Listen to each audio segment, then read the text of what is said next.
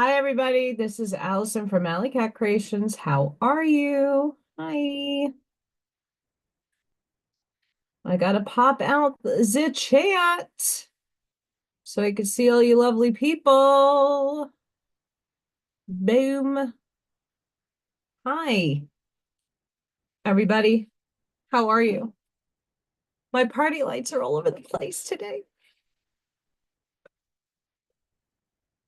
Maybe that will work better. Hi. Please like, share, and subscribe to my channel if you haven't done so already. And if you get anything from my work, connect the dot, an epiphany, a mind explosion, a new book to read, a new author to explore. Please consider supporting my work, supporting me. All the links will eventually be at the bottom of the description of this video after it uploads. Hi. And I have channel memberships. It's only at 3D at the moment. And I'm hoping when I'm on my little winter vacation, I can do some member only events and maybe invite some of the other people that can't afford so, and kind of do like an arts and crafts project or a paint and sip or just to have a chit chat. So look out for that. I'm still debating what goes on. Check out my website, Allycatcreations211.com, where you can see all the pyramids I make, all the different types of things I make.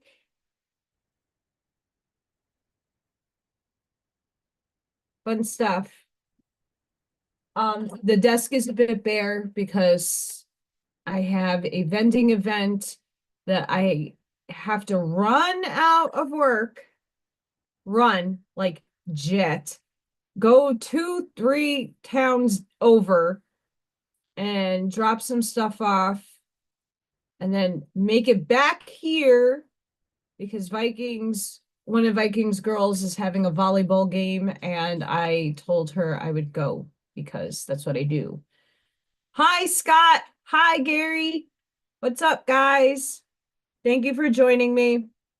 Um, so from the vending event, it's Friday 4 to 9 p.m. and then Saturday 10 to 4. So I will not be doing a video probably tomorrow, Friday, or Saturday. So I figured in the crazy town that I live in, let's just do a live today.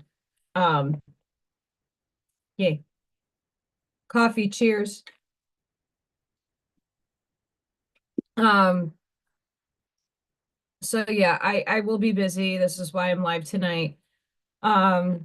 Which is a good thing. Putting manifestation efforts that I get an opportunity. Maybe somebody has a job for me at this job fair. Like, it's a metaphysical event. It's for Christmas. So I have my paintings up. You never know who goes to these things. I'm putting it out there that I can manifest somebody to help me get into a better either A, career, B, part-time job. Hi, Victoria. C, help me in some way, or obviously sell some pyramids and sell some artwork. That'd be great. Um, we'll see what happens. Hi, El Sunray. Thank you for coming. Um, so yeah, I will be busy for those of you who just came in. The next 3 days, I probably won't be loading anything more than little Thor videos if he does show up. Little stinker butt showed up at 6 o'clock. I heard him at my window. Thank goodness. He's coming later because of the sun coming out, and it gets a little warmer. Not that it's that warm here.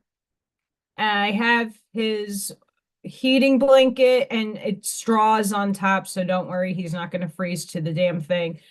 And then he has like a little cat mansion. I got him like one of those huge enclosures. Over the summer, I had a raccoon in there. So he came for lunch when I got home and I was packing the car up, so I fed him. We'll see if I upload that video tomorrow, we'll see.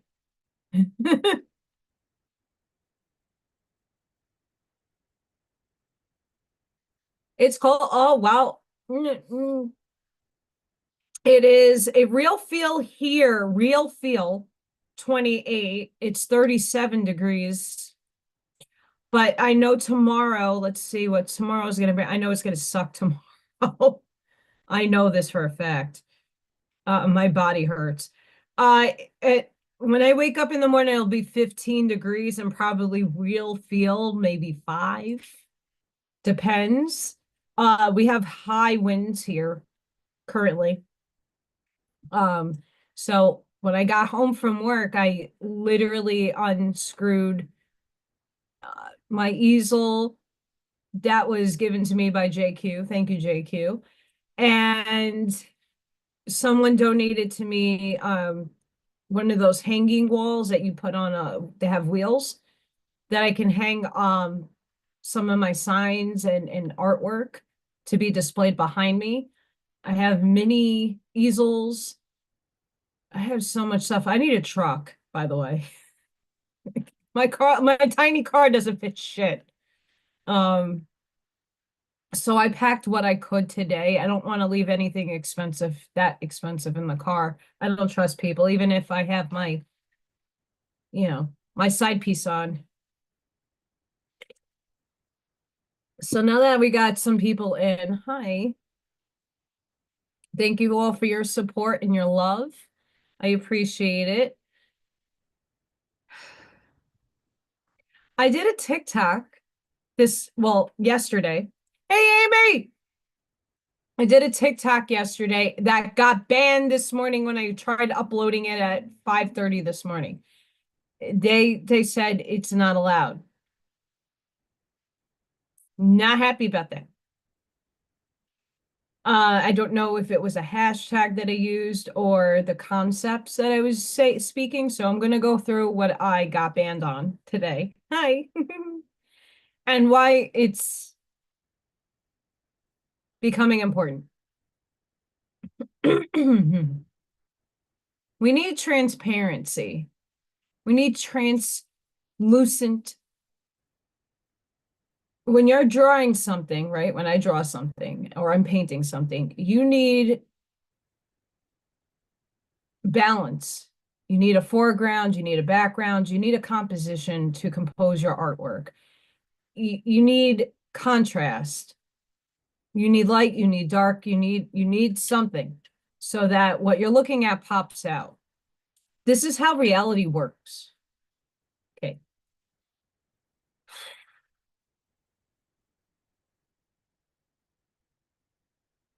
Uh, it's not just one, it's a few chats that I've been embarking myself just to analyze. I'm a very big people watcher.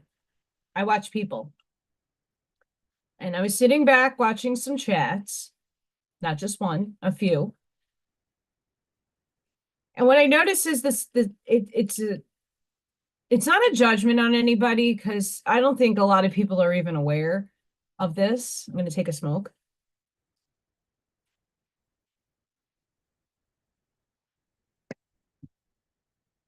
This is gonna be not the easiest thing to say, and I don't want anybody taking it personal because I want people to grow. Like I want people to heal. And you don't have to see it my way. Hi, Dr. Zero. I don't want people to take this the wrong way. This took me a long time. I'm not gonna lie, okay? So listening, I like to watch once in a while the Y files with little what's that stupid fish's name? Hecklefish. And I watch a bunch of, offbeat things sometimes. And between Brian Scott, Daniel Scranton, Aaron Abke, Linda Good McGillis, Alexander Quinn, and a bunch of other people, I'm even hearing Honey talk about this. sort of.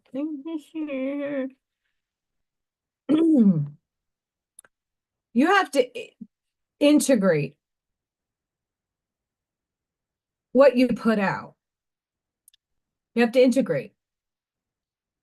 And what I'm seeing in the chat, in chats, not just one, it's a bunch, is people are not grasping the integration of what they project out in their mouths. So when people say love and light, I say blessings, love and light. I'm not anymore wishing people doom and gloom. I'm not wishing anybody harm. I'm not saying the liberals or the extremists on the right or the negative polarity, the Illuminati, the Masons, and all these people should be in the wood chippers and hung. I want to see justice. Right? I'm not saying those things. Hi, Rob. I'm not saying those things anymore. Because you can't be love and light and wish people harm. Especially those other selves, those other people that are your other selves are God having an experience. And if you don't like the word God, one infinite creator, the all that is, the monad, quantum entanglement to the source of all of the energy in a bowl, whatever the pleroma, whatever label you want to give what you owe to whatever created you. Okay, I'm not here to absolutely nudge in. It's all perception. And no perception is right or wrong. You create your reality. So this is the hard thing. This is hard for people to concept and like grasp in the mind, okay? You created your circumstances. You have a soul contract. You said, hey, God, I'm just going to use God as an example here. Hey, God, okay, so I didn't get it right this couple of last lives. Shit. Who can I orchestrate around me to create this paradigm that I need to get my karma gone and I need to purge all this stuff from other lives and other senses of selves that are living other existences? But I'm integrating. We know this is the great remembering. This is the great remembering. And I'm going to start remembering, I might not recall why I feel sad one day. It might just be that it's an old self or another self that is purging, that I'm purging through my physical vehicle. Great. So in this purging, all this has to be shutted out. But we have to remember, this is the part that a lot of people are now starting to get a sense of what's really happening. You contracted a whole compendium of people. We call them our soul tribe. These are people in our family, like moms, dads, uncles, cousins, people that we grow up with because they need to give us catalysts to grow on our soul. The outer rim of that soul family is your friends, is the people that you meet, the people you work with, your tribe that are there for a reason. And sometimes it's just a season. Sometimes it's a lifetime. Sometimes it's just a season where you're the tree, your trunk is you and your peoples roots are dig down there. And then you have your branches and your leaves, and then the windstorm comes, your leaves fall off and they go scatter somewhere else. Take that analogy as your outer rim of your tribe. They're not always going to stay, but they have a purpose for whatever it is. And you wrote that in. Now, collectively, humanity, all that are alive in the now moment, we all chose the Illuminati, the Masons, this person, the negative polarity. We asked those people, because Soros needed to have experience on both duality, polarity, negative and positive. They are going to play the shit role, what we perceive as bad. They're going to do certain things. And if they didn't do those certain things, you would not be awake.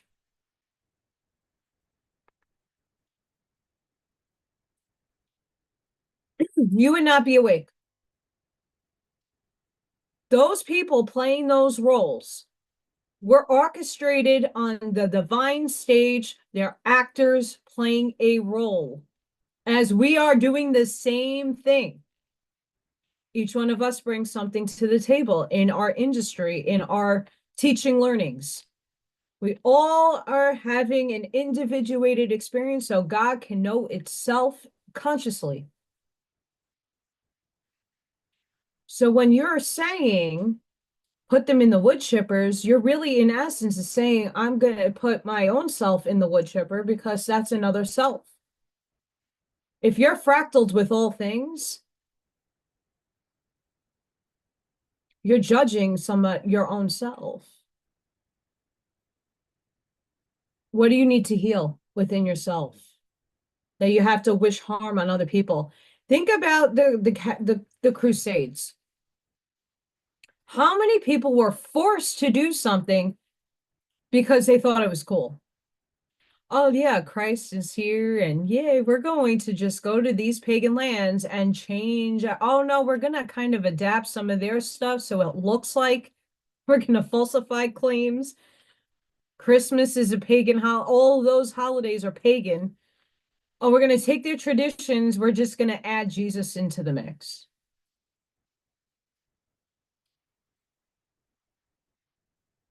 Great. You're being lied to. Now we know the expansion of that truth. But that's still God playing itself out. But all those people died, were slaughtered over a person. And it seems like that is going to continue until we make a change in the collective consciousness. When you realize you wrote this, take responsibility. Like I wrote not only my collectively shitty existence, I only say it's shitty because I have not yet gotten a break, right? I wrote a very difficult life only because my soul is not coming back. And I'm already on higher ended frequency dimensional space lessons. That just sucks in 3D. It sucks. A lot of you are going through the same things. Okay. But as a collective, we chose a storyline to impact all, not just the few. The slow rollout. It's annoying. But people are not seeing the contrast. They say I'm love and light and I'm spiritual and I'm this lovey-bovey person. And then you want to choke people out and wish them hell and death and destruction. And we don't want you here. Well, that is just not going to do its end in the new world because you're contradicting what you put out. You're not walking what you put out. I stopped judging others. I give people compassion and grace, and you can't escape the judgment because you're going to have an opinion on somebody. Someone's going to have an action that is not going to agree with you. And that's kind of a form of judgment, which is fine. But you're not sitting there hating God and its creation. You're understanding you're a willing participant. You volunteered to be here. You volunteered to be here. And you knew coming in, and that's what we need to start remembering. Okay, so how do we shift this? Most of us came here to transmute the negative energy into the positive energy. All I'm seeing is people disguised as light be as I'm in love and light. And then in chat they're writing, oh, these people need to die. I want to see them hung. They need justice. I hate them. Well, what is that saying? That's actually feeding them. That's feeding them.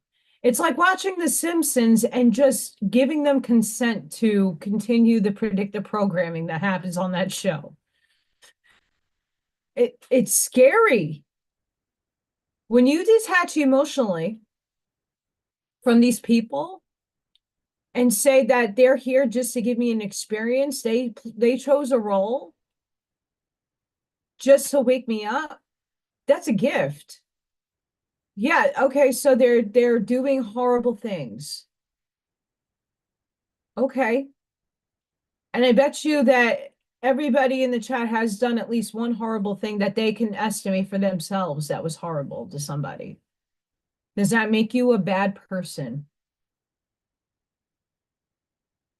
Back to the analogy of Genghis Khan. If one of my lives happened to be Genghis Khan, but 98% of my other lives was healing and giving people love and light and healing and speaking the word of Yeshua and walking with Yeshua and spreading, so that one life I'm going to be held accountable for an experience that God needed to have through me so that I can understand polarity better.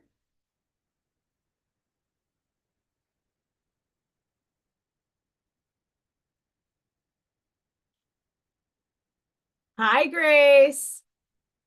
Yes. See, Grace, you get it. it if everybody were to understand, and a lot of people speak of God and source and the one infinite creator. Okay, like every time I do a book reading on this, it's telling Ra tells you the one infinite creator, it's all things, it's omnipresent and omnipotent. Then how how is it the bad side is not God? Well, there's Satan. Satan's still God. Demons are your own thought forms, your negative thoughts. So think about energy, your energy field, right? We have them. It's microwaves and all kinds of waves you can't see, but yet still exist. Some people can see auras, some people can see somebody's toroidal field. It exists. The laws of nature, the laws of attraction, the laws of polarity, these are all within you. That's a beautiful gift that God gave it all everybody that's human that has a soul. You have a field. You start thinking negative thoughts. Well, my life sucks. Your ego's talking. Your life sucks, and you hate these people, and you're only going to attract the very same thing you are thinking of. Your thoughts become things materially in this world. So if you have a negative thoughts collected throughout your lifetime, it's manifesting in a negative shadow aspect in the lower fourth astral.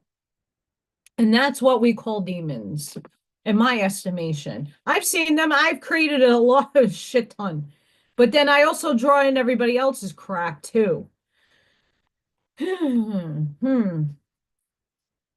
But it's still source and it's a test. When we detach the emotional and we get the fear out of the way,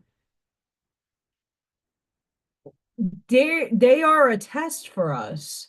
Are you going to feed it unconditional love? Or are you going to feed it fear for it to manifest even more to harm you?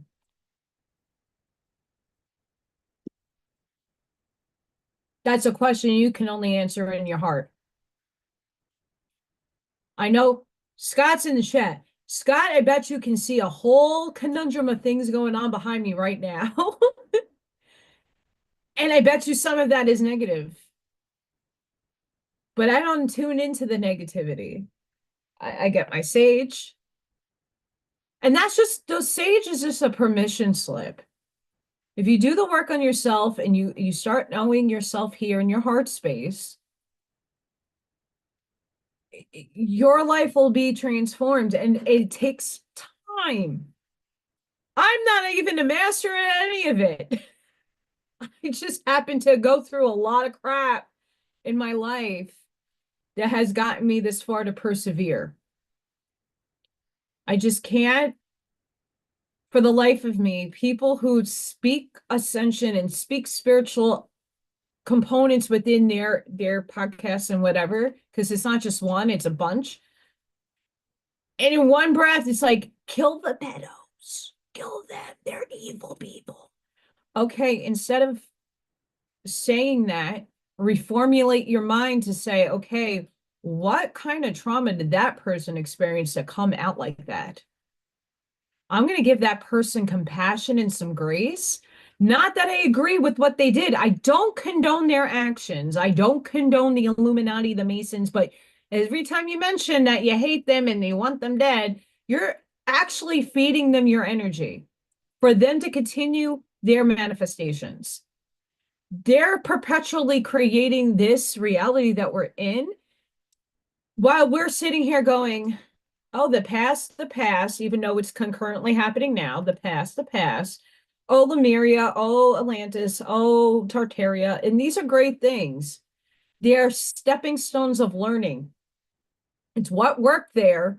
Now, okay, new consciousness. What do we actually want for ourselves? And let's start attracting it to each other. Instead of, they did this, it's victim victimizer. Ashiana Dean talks about the victim victimizer. Okay, we got to get out of this. This is a problem. And this is not easy to formulate and reformulate your brain to stop feeding them. It's a program.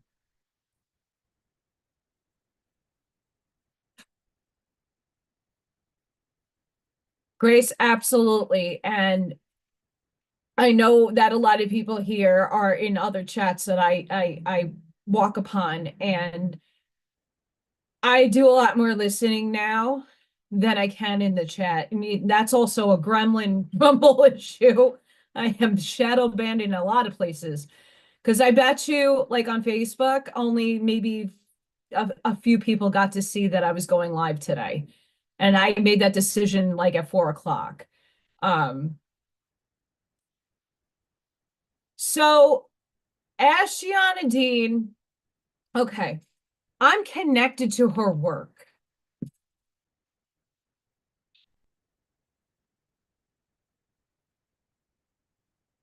This is her axotonal Stargate.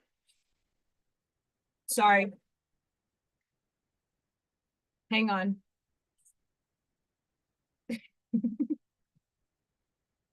Okay, that kind of helped.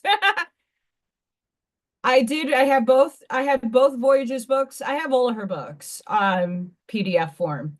And I actually got a PDF in my own name. Um that map has my old house as a Stargate. It's Stargate Trinity 3, or is it 4? Um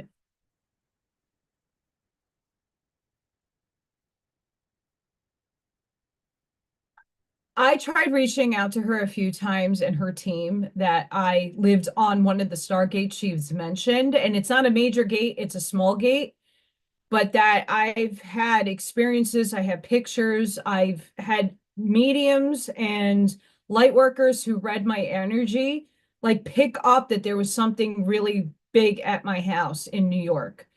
And it's in her book.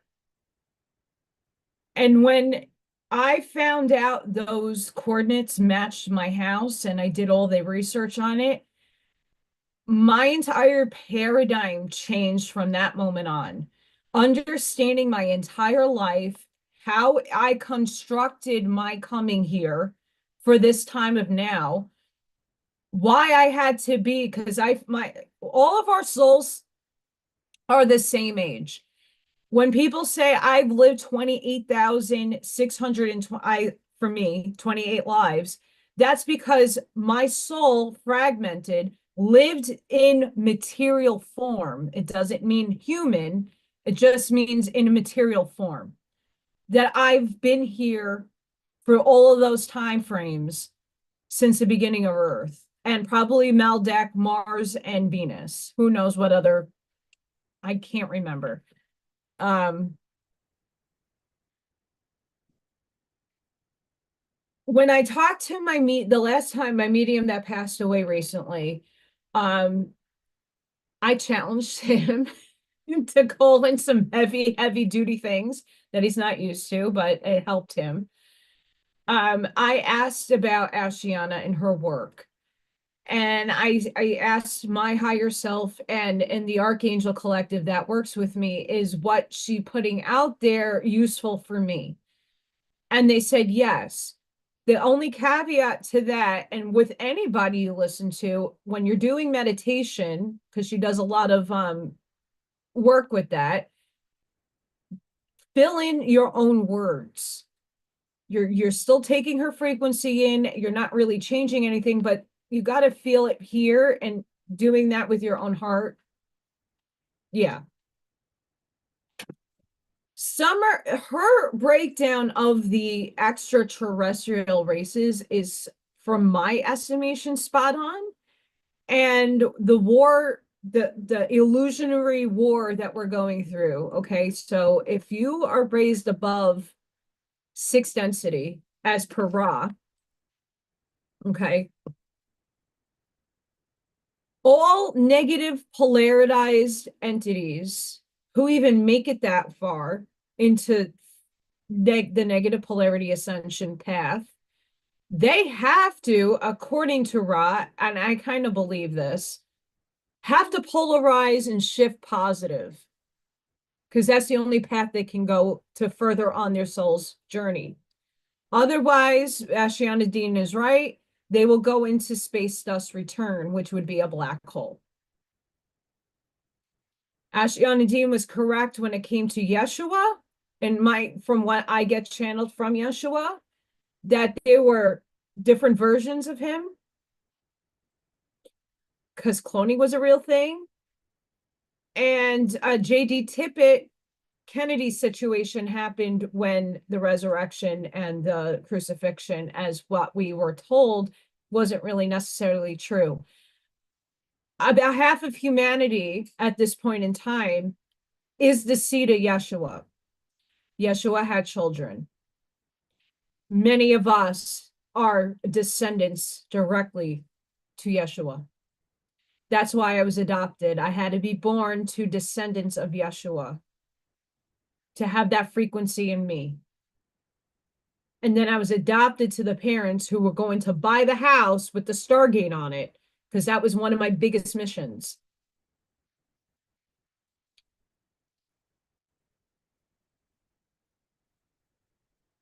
So if you combine what Ashiana Dean says, there are some things I don't align with all the way. I don't align with anyone. Like even the law of one, there's some things I'm like a little sketchy on.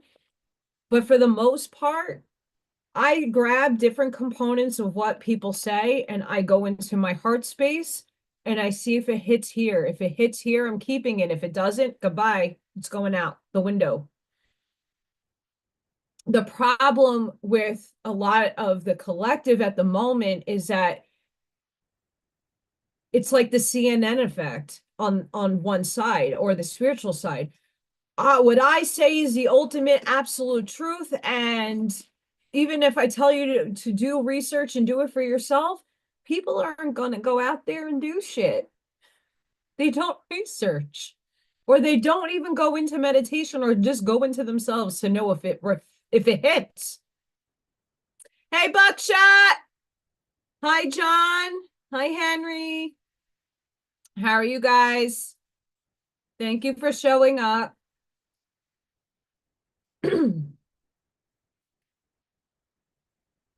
So the Curtis books are outstanding. Hi, Thomas.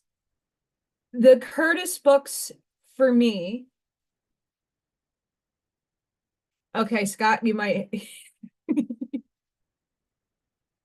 I thought there was a cat behind me. Okay. Yeah, I see, I'm seeing things. um, nice. I'm gonna put a pause on that statement. For everybody that's here that just joined, hi. I will not be able to be live or do a video between tomorrow, Friday, and Saturday. Maybe Saturday, I don't know. Because I have the vending event I have to set up tomorrow, and then I have Vikings daughters volleyball game. I hope I'm not late for. And if I'm hearing the outside weather right now, we're probably having some hail, maybe some snow. So we'll see what happens. But tomorrow, after work, I'm leaving in setting that up, so I won't be home until late. And then Friday, right from work, I'm going to the event from 4 to 9. And then Saturday, it's from 10 to 4. So we'll see. I mean, I will be uploading little Thor videos in the morning if he shows up, but I have some extras that I saved just for the in case he wants to be late and I'm already at work. Happens. So getting back to the Curtis books, like I'm doing the reading with you guys. Like I already read The Law of One in college, like over 20 years ago. So it feels like I'm rereading it, but with new lenses on. So it's kind of like a good reaction. The Curtis books I'm reading in real time, never read the books. I'm reading it with everybody. And their information is absolutely fucking jaw-dropping.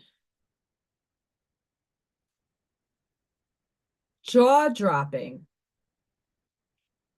The way they take Bible verses and then apply it to the occult, which is just the hidden stuff, and bring the mysticism and the allegories in there.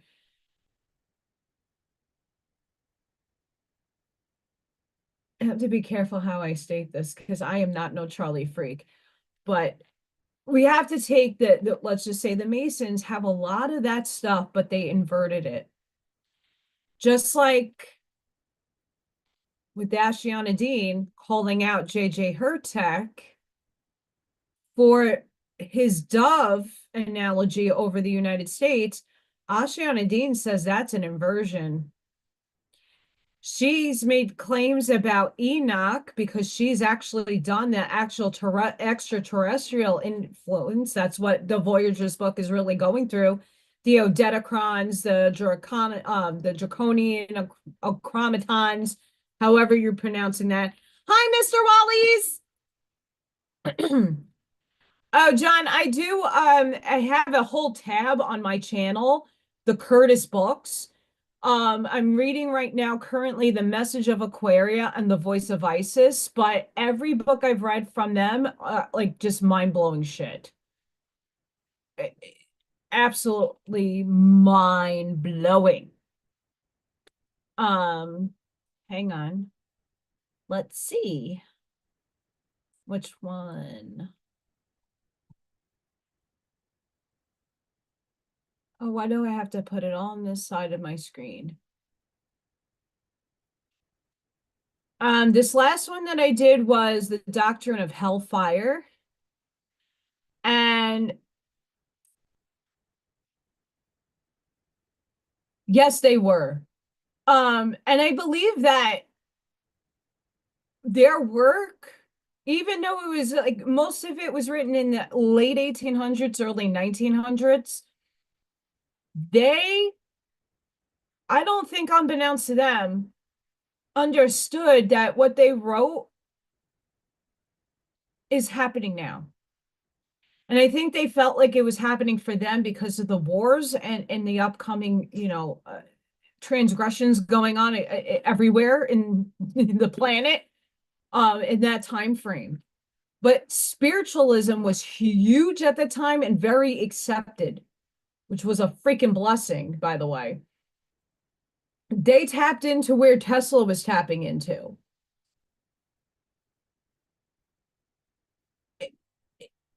And we can do that. I do the same thing. I'm tapping into the ether and I'm getting a collective stream refined by my channeling, by my higher self and all the other stuff. It's and like I've never read the Bible in full, Like I've read portions of the Bible just to understand like where other people are coming from. I don't like to bash anybody or put anybody in a yes, Big Mike Huge. And I hate to say this, but they're still a source. The Antichrist is still a concept of source. It's just a story that has to play out for you to understand and go through the experience. You have to go through the understanding. Like you have to understand something. If you don't go through an event, like we're all going through the moment of time that we don't prefer. So the inflation, the all the crap going on in the world right now, we have to go through this in order to actually feel it, purge it, release it, accept it, and move on. We're at this stage. And what's happening is everybody's perpetuating their side because they can't let go that all things are omnipresent and omnipotent, all is source. And if you don't want to call it source or the all that is, the quantum entangled particles that make us in the universe up. The infinite all. You don't have to give it a religious overtone. I can take it scientific or I could take it religious. It doesn't matter. That's big then. Yes, it is. Um,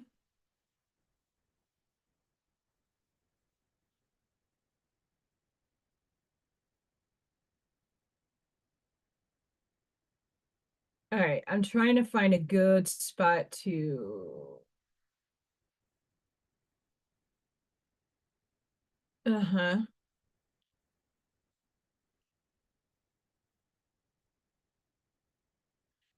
Absolutely, Thomas. And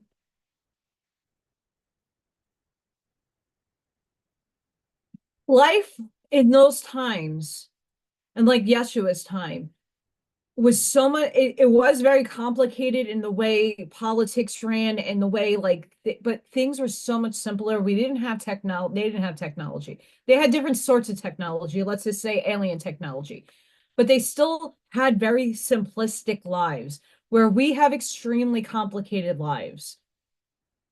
We still have a family dynamic, we still have, but everything is compounded and made so extraordinarily complicated that we have to take ourselves back into that density and dimensional space that is playing out right now and say, okay, what was life like? More people were able to meditate. People were able to wander the desert and go seek themselves out. Carlos Castaneda, Don Juan going through the deserts and the caverns, Native Americans, nations people traversing the United States, they had a lot of time to sit in their minds. This helped us try to get some semblance of that, even though it sucked for many of us, right? We just have to take that as an experience that opened us up a little bit more, right? We've always been ascending since we were born into this world. That we signed up for this experience for this time that is now in the now moment because we were the game changers to foil their plans. What happened is people are not remembering the God within themselves, the creator being that when you will to power, you're creating, your thoughts create things that you thinking when someone's talking, oh, the Masons are bad. The Illuminati's bad. These people are bad. They're horrible. We hate them. We want them dead. Oh, the pedos are bad. Yeah, I don't condone their actions. But what do you prefer? What new world do you want to create? Because you're stuck in this, I want justice that's taking you away from actually manifesting the world that we all want. It will come. We wrote this. We wrote all the different timelines for this. So when humanity elevates, that event doesn't happen anymore because now we jumped onto a higher timeline. It's going to play out a little different. Collectively, you have your microcosm, that's you in your universe and what you create, and then it's all the people that you made around you. Hey, we're going to make this and we're going to do that, and this is how life is going to be. And then as a humanity, we all wrote this. We wrote this. Again, it's source experiencing itself. Last time I read the quote from Ra. You have to have the understanding. Now going to the Curtises, this is the meaning of the doctrine of hellfire, and it manifests on the four lower planes.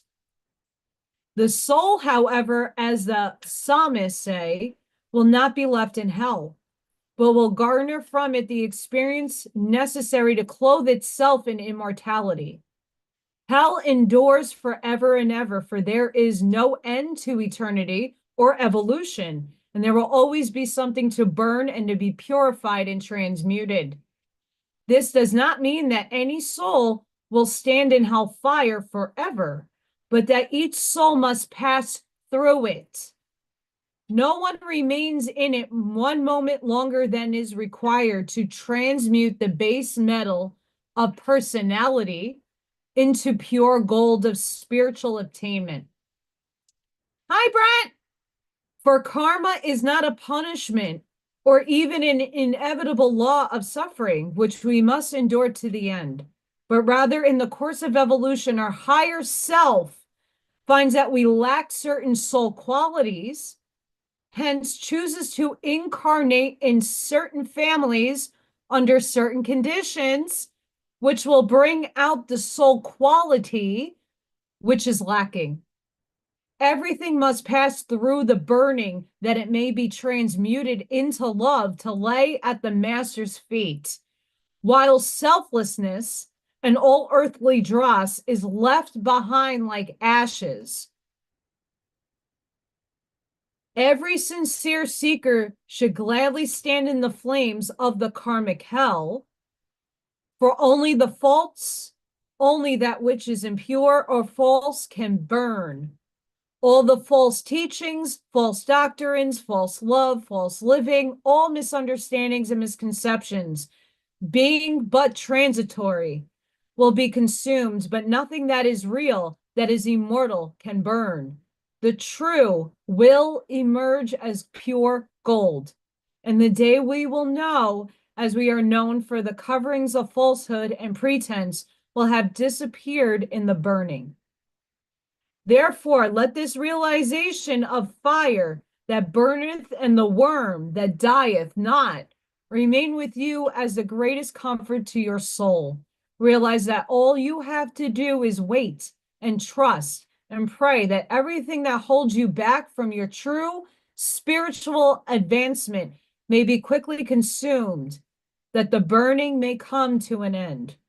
That which burns is mortal and transitory and has no part nor lot in your life. Realize that burning cannot last one moment longer than you give fuel to the flames. As soon as the dross is burned away, the dawning of the resurrection morn will come. As soon as you cease to deceive, cease to lie, cease to be false, you cease to furnish fuel to the flames. Hence, the burning will only last only until that which will be accumulated is consumed.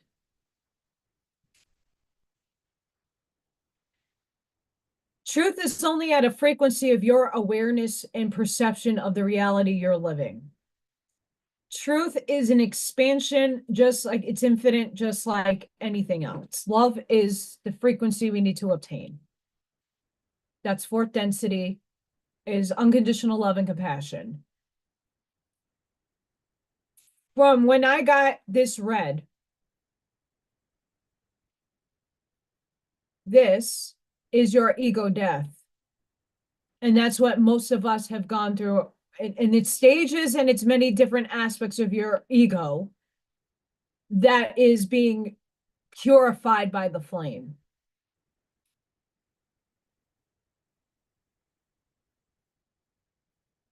Yes. So if you've read Pistis Sophia, and I do a reading on my channel, uh I have a tab for it. You can listen to it. And I highly recommend reading the books if you have the time. In Pistis Sophia, the disciples and Jesus are talking, and they're talking about this person is just doing some shit that, oops, and comes back and redeems himself, but then goes back out and does the same mistake over and over again. And Yeshua keeps saying, well, you're going to have and hold compassion for that person. Eventually, they'll get it. Okay. But there is a certain point to when that's not going to be okay. Right. But Jesus is trying to exude that as you ascend, your soul, okay, that does not necessarily mean your physical vehicle. Your soul will go to the light. And it's going to go as far as your being in essence can stand it. So when you raise and you go and it like, oh, it's bright, but I'm going up and I'm going up and I'm going up until holy crap, woo! I can't take this no more. And you get off to the side because that's where the light is the least. And that's the density and dimensional space you will be in. You're not separate from anything. So when people have that fear of detachment, well, what about my husband, my dog, my cat, my kids, my this, my that? It's already fractaled up there with you. I'm already in spirit hanging out with my parents. I'm just not physically aware of that. I am at some points, but not, I mean, as a collective, most people doesn't know that they're in multi-dimensional forms and are living lives now. Your energy is infinite. You are infinite. I go back to, I don't know if I threw my pie chart is somewhere on my desk. My pie chart analogy. I had markers and everything. Where'd you go? My desk is a mess because I had to find a million things the other day. Pie chart. Where did you go?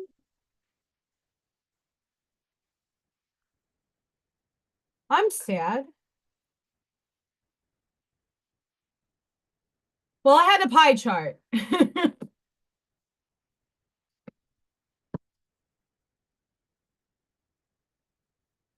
So I'm going to take that fire is light, right? Mm-hmm. Most of you have already also ascended multiple times. Well, yeah, I already been home and merged back to source. I came back down. I descended back down. Every one of you has a different ratio of fractals that are running in this physical vehicle. Okay. That's a shitty circle for an artist that went to art school. Okay, so I have like the little circle. I know it's hard to see with the pie chart. I don't have anything darker. And then in your pie chart, you have archangels, you have angels, you have ascended masters, you have the Arcturians, you have the Palladians, you have this, you have the elementals, you have the celestials, you have all the other components that make your soul up, but in different degrees. So when I claim, make the saying that I am from the Archangel Collective, that is a big fractal of my soul. When I say I'm Freya, that's another component of my soul. It's probably smaller than my Archangel. And then my Arcturian, my Venusian, my Palladian, they all end up on my pie chart in different percentages. All of you have different percentages of what makes your soul up. So this life that I'm living right now, I'm pulling in artists. I'm an artist. I'm pulling in dancers. I'm pulling in what my specialties are. All of you are individual with unique abilities. Some of you are nurses. Some of you are teachers. Some of you are machinists, engineers, whatever it is, whatever field, you're pulling in the information because that's something you wrote you wanted to do or explore in this life. Hi, Corinne. How are you? Hi, guys. I see the chat. Yeah, your family, you're already up there with your family, but I mean, in a lot of my videos when I'm talking about my parents, you could see my eyes welling up. That's only because I'm feeling their density. And my little heater is making me overly sweaty. They're dropping density to like have their energy closer to me when I talk about my parents. I know when they're with me. I know their individual feeling, right? Hi, Brett. How are you? And we got some weather coming in because I feel it in my body. But I want you all to know that all of you are not any different from me. You just have to come more into the awareness of it. I'm not special, right? I know I've done a lot of self-inflection and self-introspection to understand how a lot of this works. And you don't have to agree with me because, once again, we all individually see reality differently and experience it differently. That's the crux of what we have to give and hold compassion for. I see reality in a very multidimensional way with different aspects playing out, and I'm looking at a bigger chessboard where some people are only seeing the checkerboard. And you have to hold compassion for them. They're not there yet. And a lot of people aren't there yet because people are still wishing harm on other selves, which is the people that you don't prefer. It's still source having an experience through these people. This is the higher ended learning that takes a very hard stab at you when you're at this stage of the game. It's rewiring your brain to say, okay, so I don't like those people. Those people do horrible, heinous things. Okay, we all know what they did. And it's not to ignore what they're doing. It says, how can we shift our thinking to alchemize what they're doing into something positive? That's why most of us are here. Not all, but most of us are here. But don't put God outside of you, Thomas. You are source. You're not the all that is. We are we're the ocean of source. So closing that Stargate, when I was in New York and I found that map and like reality hit me in the head. I had two Canadian light workers help me out. They took me into a trance meditation. As I saw my light body project back to source, I went into a body of liquid gold and had to find the frequency of where my tribe was in that big liquid gold. And then I had to find myself, like my GPS pinging. I had to see where my light was, and I had to see where the pool, where was I in the pool? It's infinite. So I finally found myself, and everybody that's around me, all the souls and all the beautiful energy that's around me is all the people that compose of my life. That also composes of my guides, my oversoul. All this is in the liquid gold. Nothing is outside of you because you create your reality. The harder component is that you wrote everything, including the negative shit, because that is what stirred something inside you to wake up and become more consciously expanded to see the bigger picture.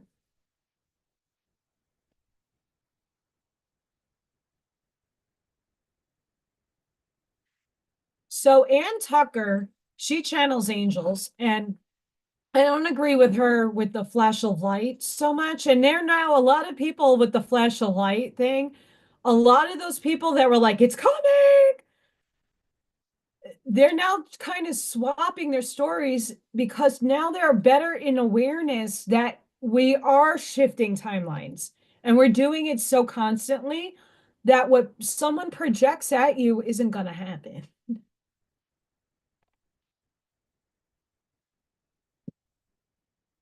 Yes, Buckshot. Yes, he said it.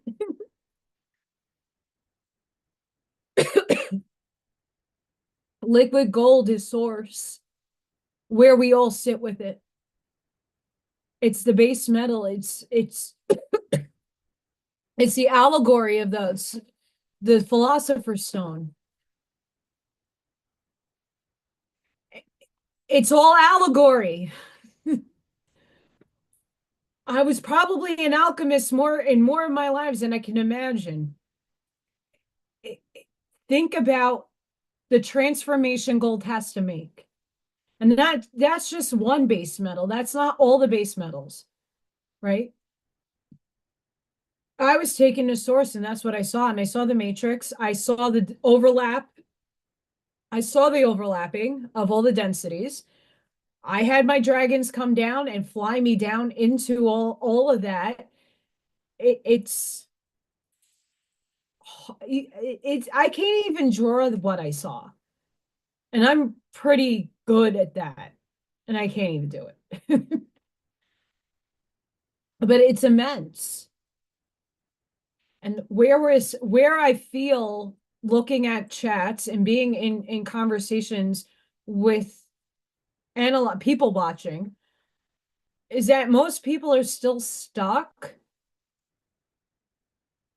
in the CNN allowing other people to dictate to them how to feel and what to feel about other people because they, did certain things or this played out in history. Well, no, that's one paradigm in one dimensional space that it's playing out in currently now.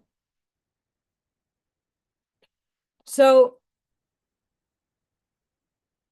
John, I am a mental medium.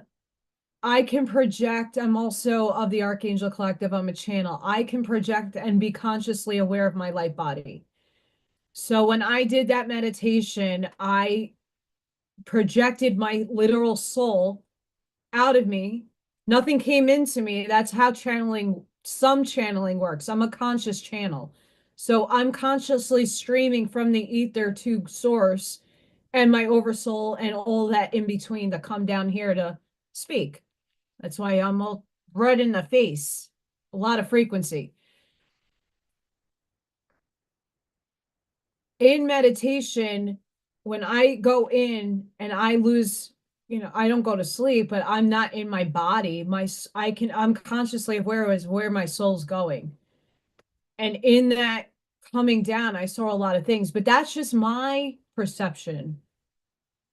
You might not have the same experience. I don't think you have a lot of books about near-death experiences. There are a lot of people who have different experiences. There is no wrong or right. There is no hell either. It's a state of frequency and consciousness. Every one of these people who are doing evil, horrible things are going to have to heal. This is why compassion and grace is the most important thing that you can hold for another being of source. They know not. As Yeshua talks about in Pista Sophia, a lot of people, they know not. And they're going to, how many times have you lived in an experience until you finally got the lesson? Like, oh shit, if I just did it this way, I would have what? Or if I would have taken that turn 5 minutes ago, I would have been in my destination already. Sometimes we choose to take the slower route because we need to slow down and see the signs from the universe. Sometimes we already know that we know where our destination is. We have the instincts and the intuition to go, oh, okay, I can take that route. It's going to get me there. I want to say that people who the quo, the social memory complex that Ra is a part of, quo is still color record in its sense channeled. So I do believe that Carla, the method is similar. I have to say it's modernized. Because not everybody has and it's individual. There is no right, wrong religion. There's no religion has it absolute 100%. None of them. But you could take components from each and build a bigger, grander story of how each aspect works.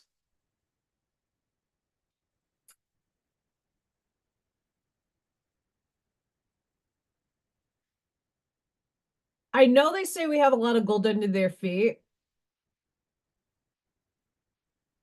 What happens if the gold's also in the air?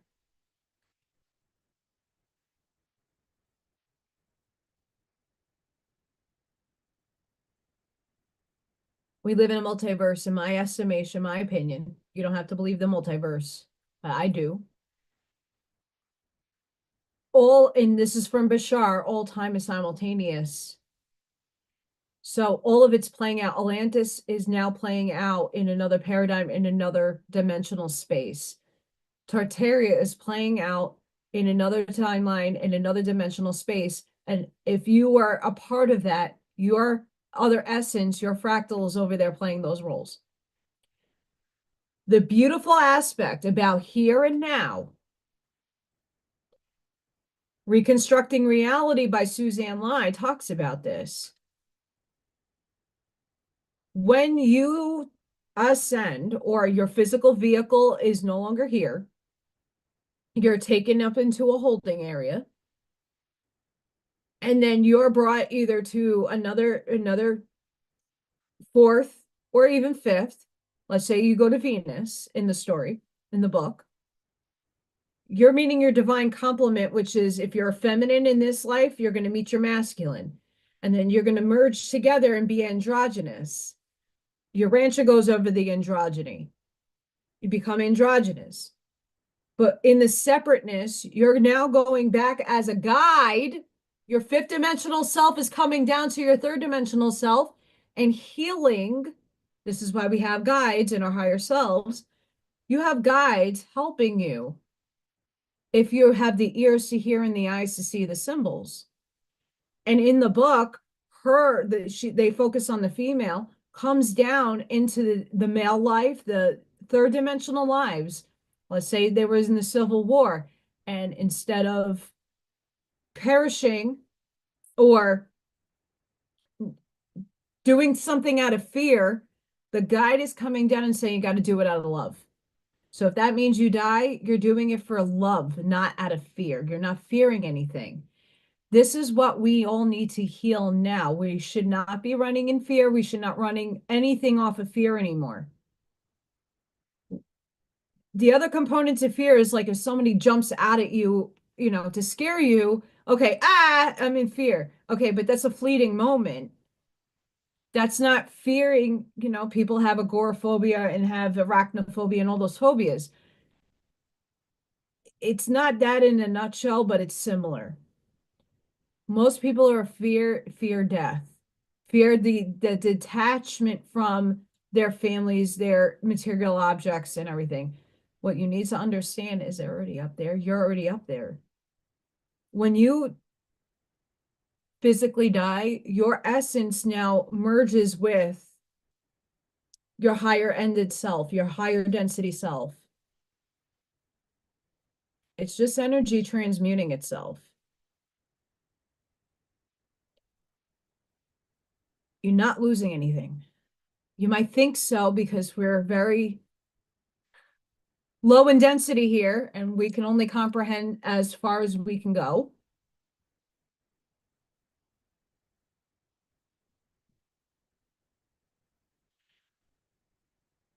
The problem with people knowing, like, just let's say we're going to use the word God.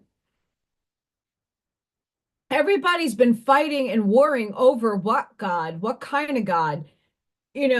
people claim Satan is God. People have claimed Vishnu is God, and Yoganandi and Sananda, which is Yeshua's soul name. These are God. The Anunnaki, those were gods, and it's all God. It's all that is. The energy thus spoke, frequency, and let's just say atoms and molecules and ions and quarks and gluons and photons are cooking together, and the consciousness said, let there be. And this universe was created. And it's always been here. And that's okay, John, to be in I'm in limbo. I lived 41 and a half years in going, what the fuck is my damn purpose? And why can I sustain myself in a third dimensional body? Like, I've never worked a job that made any more than $35,000 a year. Like, and I don't really feed into the financial stuff too much, but like I've never ever made enough to sustain for myself. It's absolutely cringy to think about. But I put that catalyst in there for a reason, for a bigger learning lesson. And I keep getting, hi upstairs. Okay, like I have a full-time job. I can't feed myself. What am I doing? Hi, I am very giving. I give for a lot. I get, when I had it, I give it to people. I'm a very big giver. I helped out a lot of people when I had it. When I bought this house and I had some extra, I've helped a shit ton of people because I love people. And if you're in need and I have it, I'm gonna give it. That's always been me. Okay, the problem with that is I need my own boundaries, you know.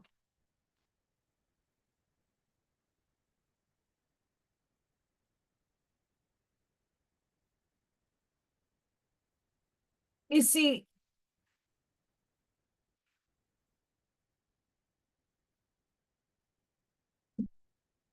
it's a little G's wanting to be big G's, but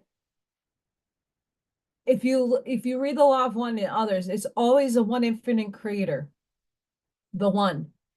And we have to come into the at one min with it. It looks like a sand timer. We start off at the top as a grain of sand with a huge expanse of sand. That's everybody.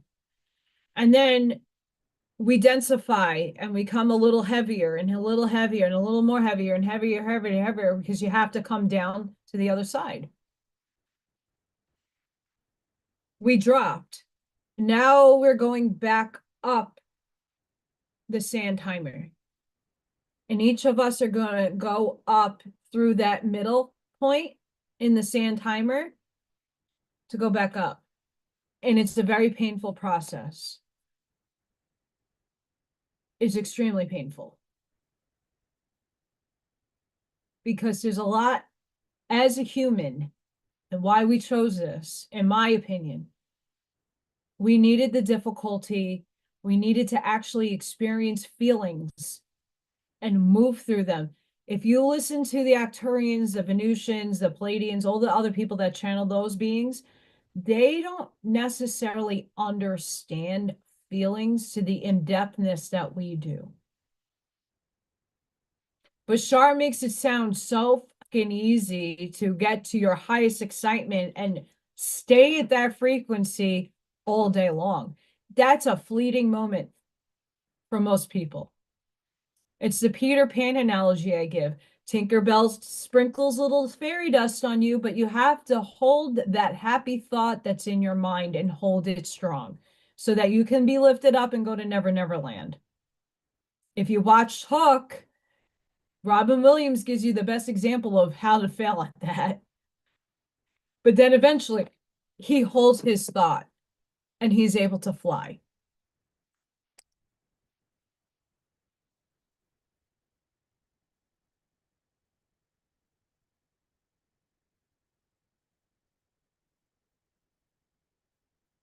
The closest, yes, we came here to feel, we came here to understand and go through experiences, whether they be negative or positive. You need that transition. You need that transparency. You need that composition of your canvas. In order for things to pop out, you need a darker background. Doesn't matter what colors. It's just if you look at any one of my works, I have a lot of contrast. You need contrast to have the better understanding. So all the things you wrote in for yourself, like I wrote in rheumatoid arthritis for my story. I wrote that in for myself because I had to learn how to show others how to have compassion and grace for somebody who is only 22 years old and can't walk. You can't have that. You're not old. Oh my God, how can you have arthritis? That's a stereotype. That only old people get it. That's doing acrobics in the pool. I taught that, by the way, so it's really good workout. Yes, most people who are making those claims, John, are in a spiritual journey and that are aware of it. Viking, on the other hand, he's doing it unconsciously. He blows my mind sometimes with some of the things that come out of his mouth. It's cray cray, not gonna lie, but he's unconsciously source in them is experiencing things in a different way so it knows itself better. And that's through everything. So the evil person that we deem evil, instead of saying that they're evil, are you giving them understanding, compassion, and grace to go, what trauma have they been through that they're so damaged to do that to another human being? Instead, we're always wanting to put them on a pike, a stake, or hanging them, or other worse means. Instead of saying, okay, that's what can we do to heal that?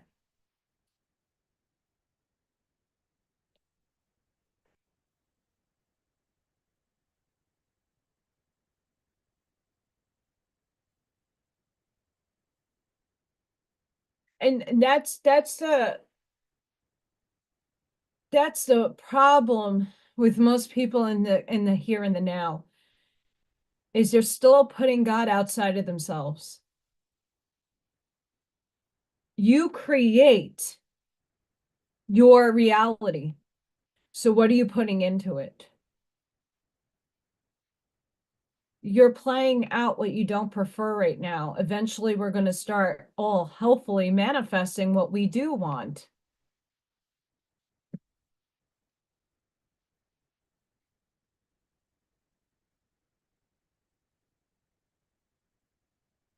And that DMT journey, like I've had the psychedelic journey myself when I was younger, and seeing a whole lot of things that I I I had the substance abuse written in my soul contract to have that experience and through a lot of different things to understand other people that go through it. I have a lot of friends who have unfortunately ended their contracts early. And some of them did it for learning and teaching for other people to have and hold compassion and to help them with their life purpose and starting an organization or being a public speaker or inspiring people not to do those things. I did those things and it actually made me sane. Before I touched any of that stuff, I was a very depressed, oppressed, oppressed by the negative polarity. They were trying to get my light. Didn't understand any of that when it was happening. I was a child seeing demons. seeing aliens, having negative experiences because I did not know. I didn't know why this was happening to me. What's going on? As I got older and matured my understanding spiritual stuff, it was a test. All of it's a test. When I did a particular psychedelic, and this is not medical advice, but please don't do any of that stuff. You could do it in your head. You can meditate and get to those states without doing anything illegal. Disclaimer here. When I did it, I was in college and I was painting, and I did not like my life. I was in a lot of pain physically. It showed me how beautiful the world is, and it showed me the other realities that I couldn't see constantly without doing it. When you're in those states for a couple of hours, maybe a day and a half, you get to hold the frequency and you get to see things that other people can't.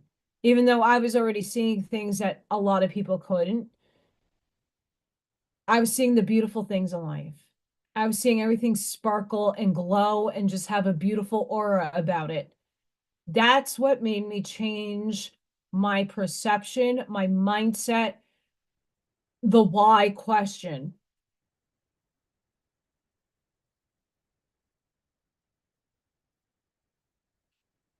I think most people can. It's an enlightened state and it takes time to get there. But I mean, our body uses it all the time.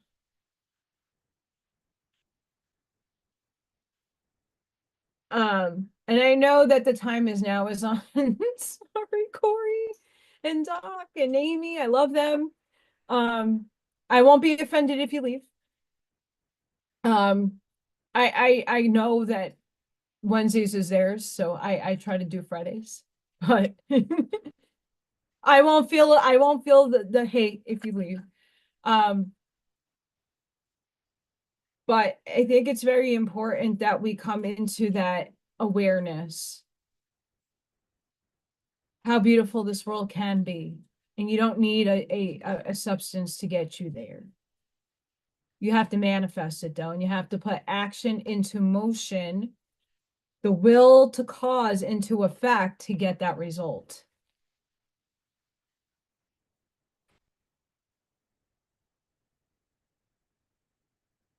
It's more people coming to Henry. It's more people coming into that awareness, how to unlock that. And everybody's going to unlock a different type of door to get there.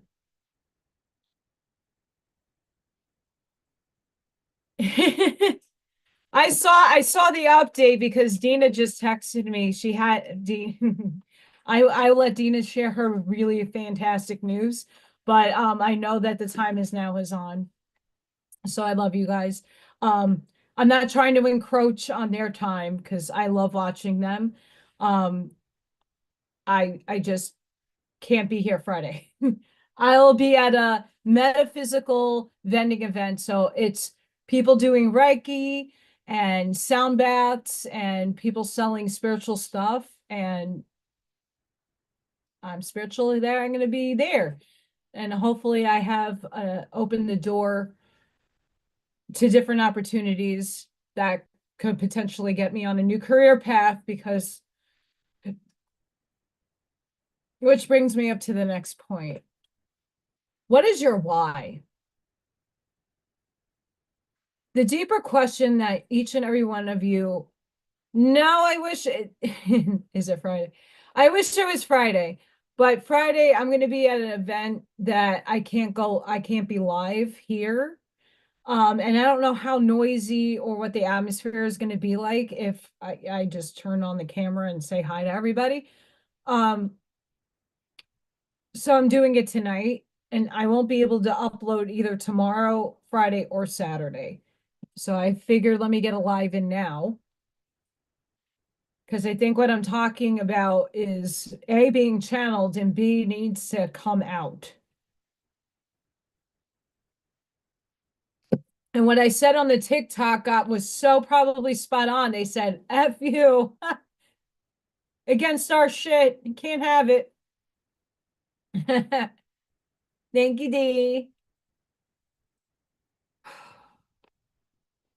What is your why? If there was no money involved, like let's take money in the paradigm of money off the table, even though it's energy. Why do you wake up in the morning? What is your motivation?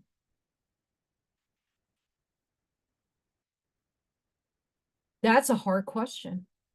If there was no purpose to making money, and what do you do on your daily basis?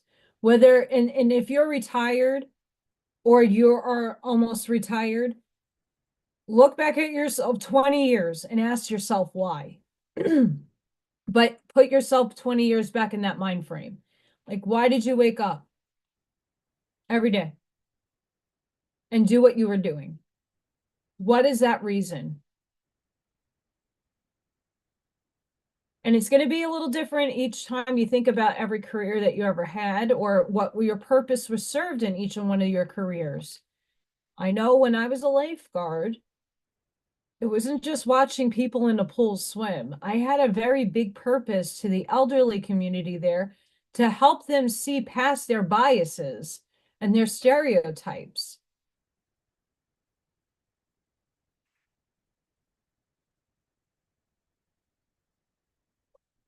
It's a huge ring-a-ding in my ear. Woohoo! Yikes. I can tell you why. Oh.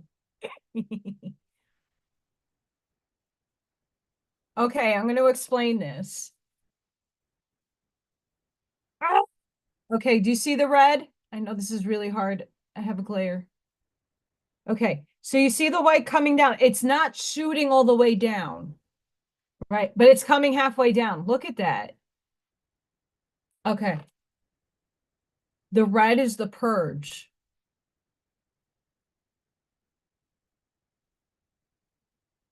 The red is the purge. And all that white light is stopping because this is what we need to do. We need to purge. So if you're not feeling like I'm not feeling good right now, like in terms of like, yeah, that's a Schumann resonance. I read it a little differently from other people because I'm picking up on the energy galactically and on Earth. So I'm I mean, all of it is source, but I'm equating both energies. I couldn't sleep last night either, Scott. Okay, so the cats. Odin only did this once with me, and that's when I first got him in August. He would climb underneath my blankets. Cats, they're weird. They like to hide, but he woke me up about 3 o'clock in the morning trying to get under my blanket. I honestly think it's snowing.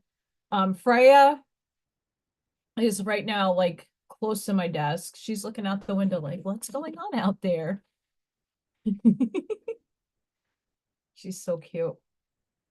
I don't know where Odin is, but he woke me up last night. I had some crazy weird dreams and I can't really remember them, but I woke up a bunch of times last night and I'm like, oh, I had a long day today. Please stop. Um, and the kids, I know when things are spiking because the kids' energy at my school, especially my classroom, being that they're autistic. So yesterday I got head butted really hard in my cheekbone. It's still very swollen and hard. It hurts.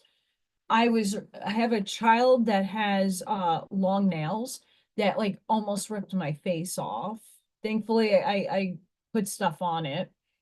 Um I got pushed really, really hard in my back. One of the kids like did that. And that was painful. Um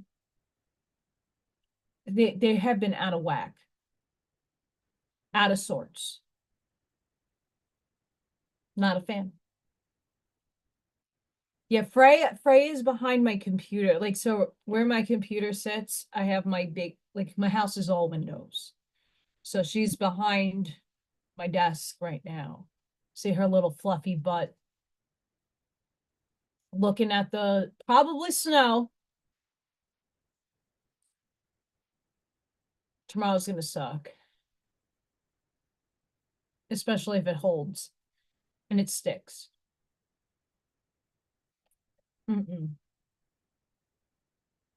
And hopefully little Thor found his warm shelter and is staying there. Yeah, so the Schumann is spiking. That that was loud. And if you notice, my cheeks are really, really red. I'm channeling. So, what is your why? I know for me, working with the elderly, it was to show them to stop having so much judgment and biases. Me waking up every day, if there was no money involved, I wake up to take care of those children because I am holding their frequency. I am helping them activate to a point where their higher selves are like, oh, okay, cool. Like I said I don't remember how many lives ago, I have a child that's not even from this universe. It's not even a star system, even like billions of out of the paradigm. He came in to incarnate, and it's going to take him at least 4 lifetimes, maybe less, who knows, until he'll understand why he was the biggest catalyst for everybody around him. There's a lot of kids like that.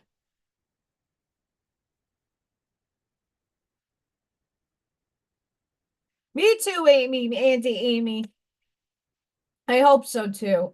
He's usually either under my deck or he's wandering, but I have a creek behind my house. It's tiny. Um, and he's back there, and Frey is now tapping on the window.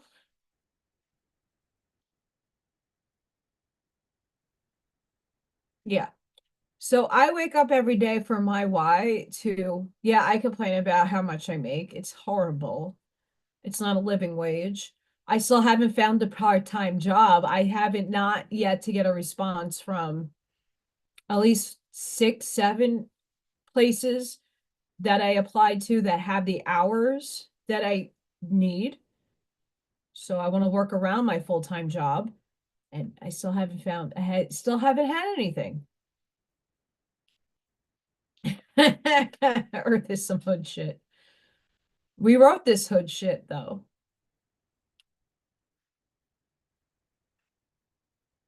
We have to claim it and take responsibility and now change it. So how do we make it unhood?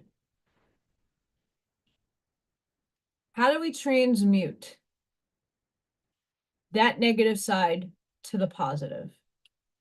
Or how do you bring it into your reality? Like I went from New York, which was pretty brutal, to living right underneath Gary, Indiana. Money is a frequency. So the way this paradigm has worked up until in maybe it might change soon. It's up to us to transmute that evil into a positive. So if we take money, things are going to change for the better because 47 is going to help with that, and amongst a whole bunch of other people. But that's not going to solve all the problems. It's only going to sift out more of the negative polarity because people who, unfortunately, I'm not giving them a judgment any name, but people who sell you shit, that lie to you, or is just giving you some grandiose fucking bullshit line to aim their pockets, and they're not doing anything with that money besides hoarding it.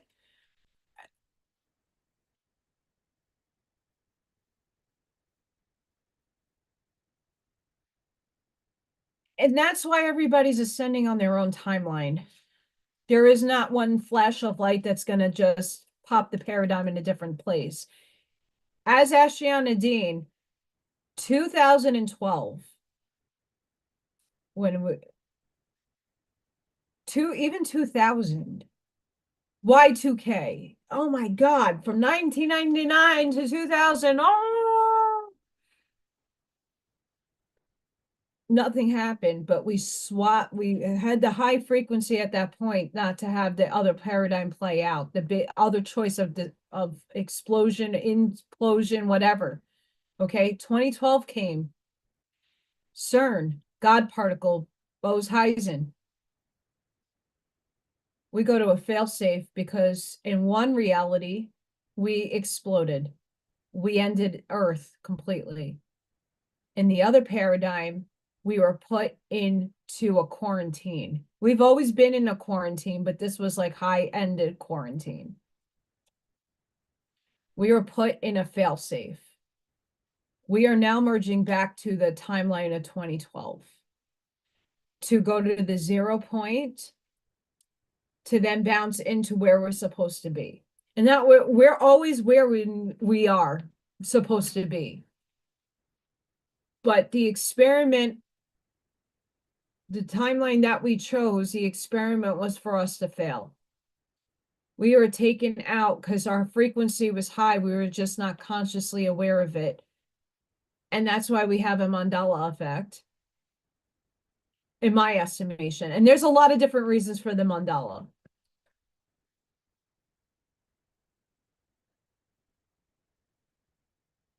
Ascension is a state of consciousness.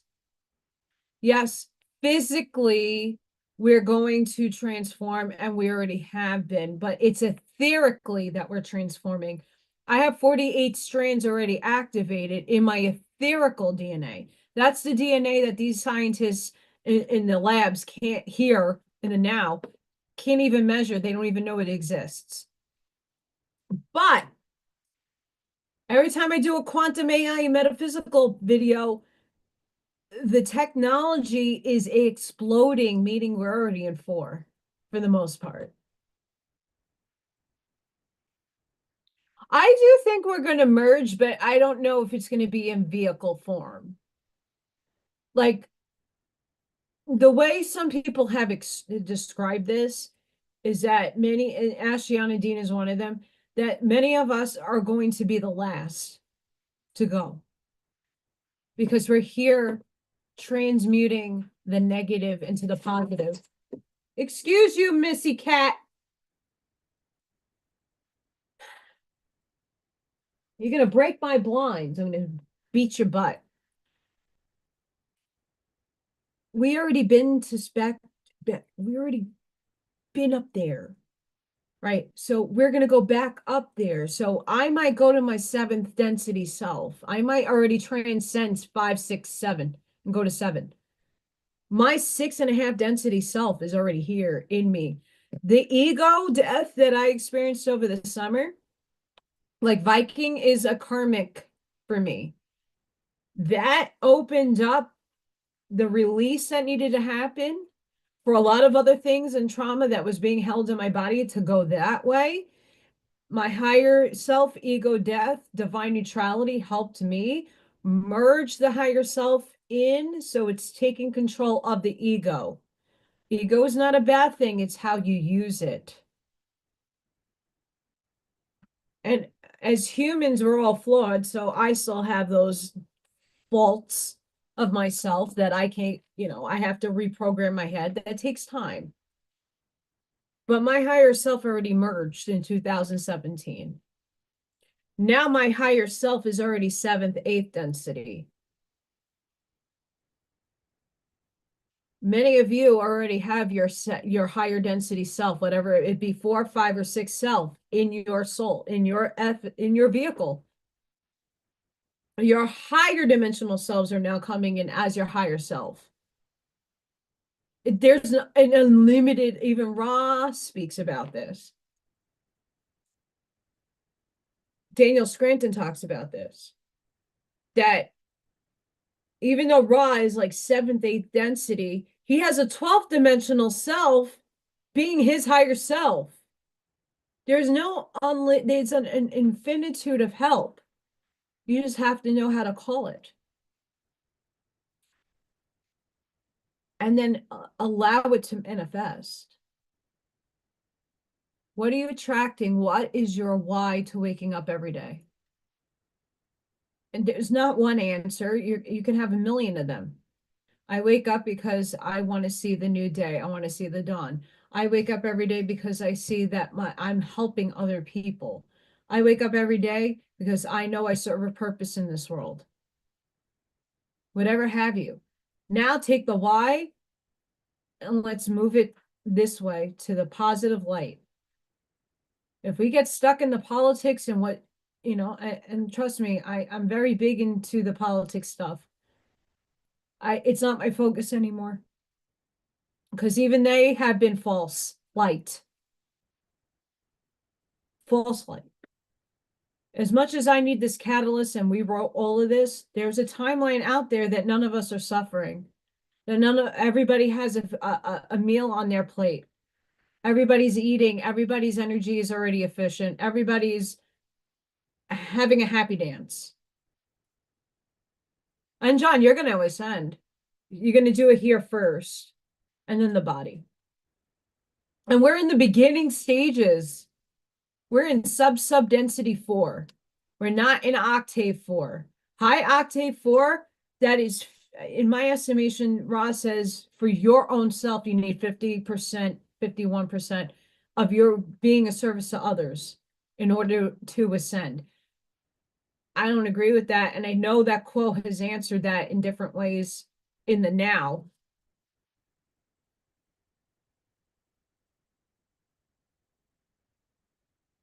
Yes, that could be true.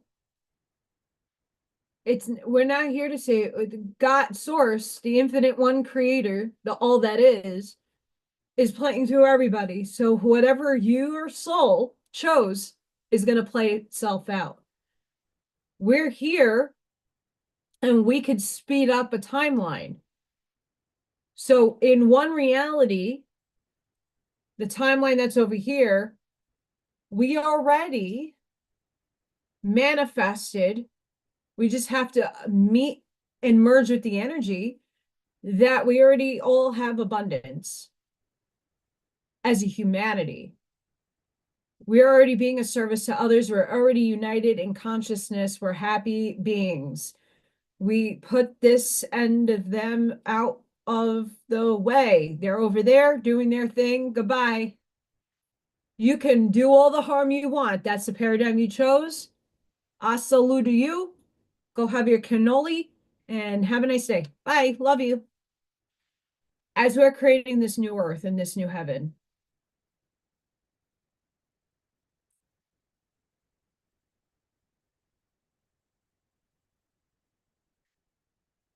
you have to service yourself, but in terms to servicing others. So you can't like pour your cup out unless your cup is full, right?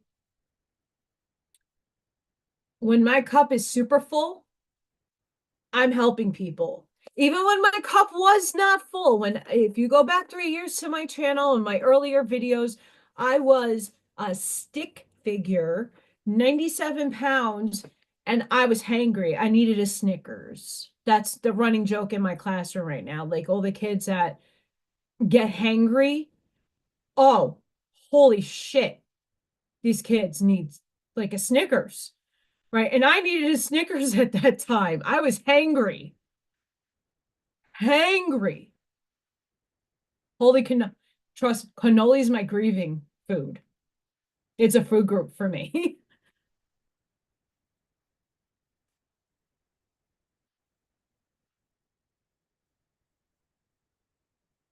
Yes, time, exactly. If you give them unconditional love, say, I love you at a distance. Like I have family members who just don't talk to me. They promised my mom they would take care of me or look after me and they empty promises, empty words. I still love my family, but I can love you from a very long distance and far distance. Don't call me I don't need to hear from you. Love you though, but you could be over there. Have a nice life. I'm not saying that out of a mean, I wish them death. No, no. It's just my attraction, my magnetic field doesn't attract with theirs. So let them play their lives out over there as God's having an experience through them over there. I salute, right? The people who are attracted to my energetic field, when my cup is filled, I'm giving it out. I had an $800 China set. When my mom passed away, I inherited a lot of stuff. I gave it away for free to a woman who told me she was eating off of freaking napkins. She, in fact, took the bus and a piece of luggage that was all ripped up and broken to pick up the china.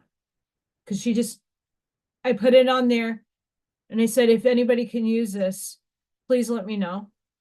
And here's the amount. I gave it to her for free. I didn't even take anything she offered me. Like that's me, just like I needed the money really bad, but I rather give because that person really needed it and she showed that she really needed it.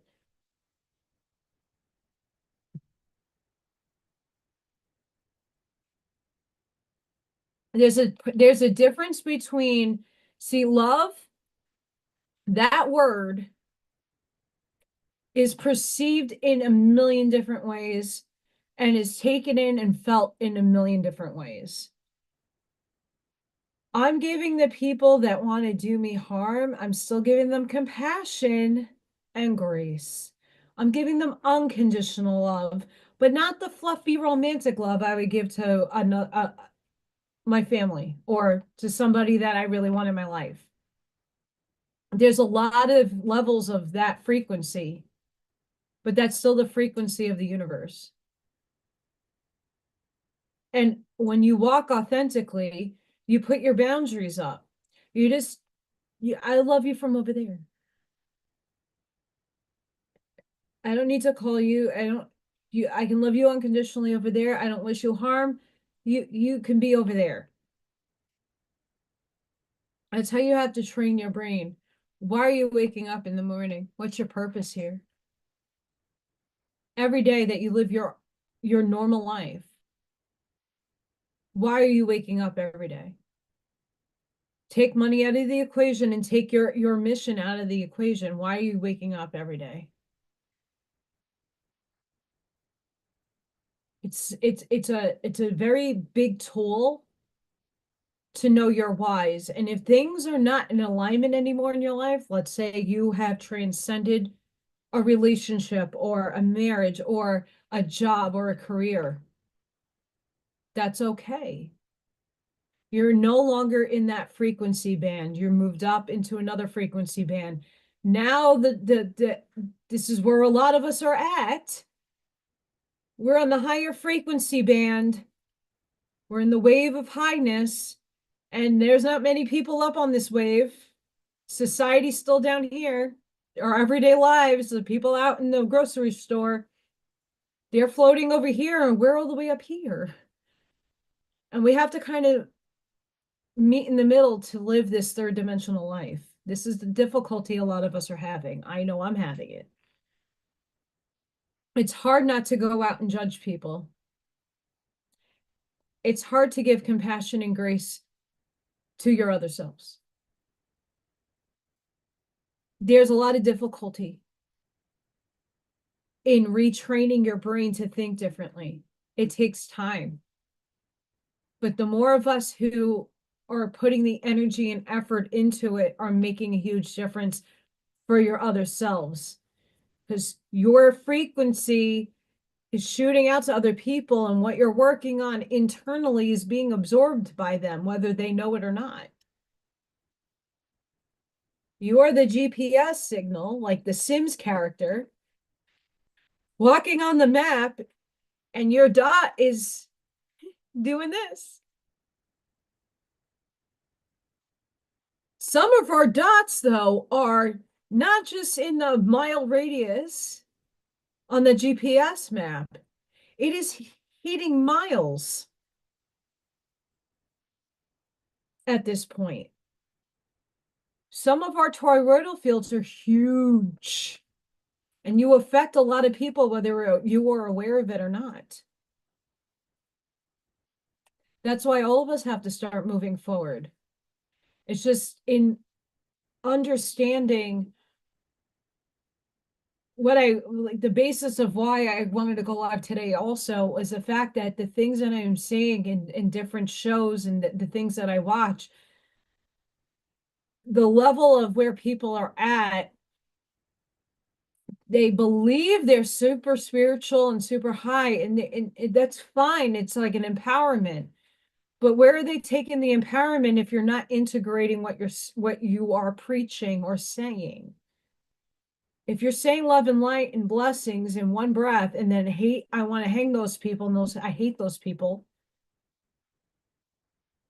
you don't understand how the universe works. You're all entangled quantumly to everything.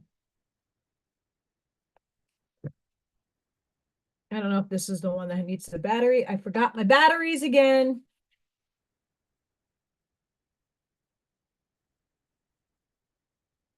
Do I conduct electricity? I know I have a ring light going. I'm going to hold that there for a moment.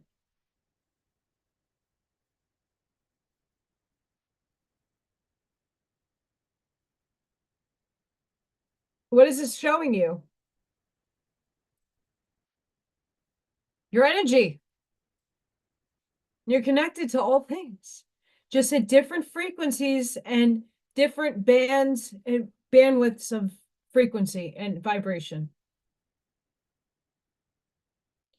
Like you pluck the guitar string, wherever you're plucking and you going up and down the scales, you're going to get hit different sounds. But this is just an example of we conduct electricity. You can get struck by lightning. Why grounding works. So when you are moving about the world, whether you know it or not, consciously or unconsciously, you're spreading your frequency to other people. That's why they want you to be as clear in your thoughts as possible. That's not easy in your everyday life. That's how MK Ultra and all the other psyopic programs work. They're tapping into the waves of different broadband frequencies. And when you're not strong in your field of frequency, it's going to get through to you. The voice of God technology, that stuff is real. It's feeding frequency in your brain. It's feeding frequency into your brain. But if you're elevating yourself and holding your frequency and holding it strong in your empowerment, not much is going to get through. Not much is going to affect you. And then if it does affect you, it's a catalyst for you to learn from. Once again, a catalyst is something that you put, it's a little wrench in your life. It could be a good thing or a bad thing, but it's there for you to learn from.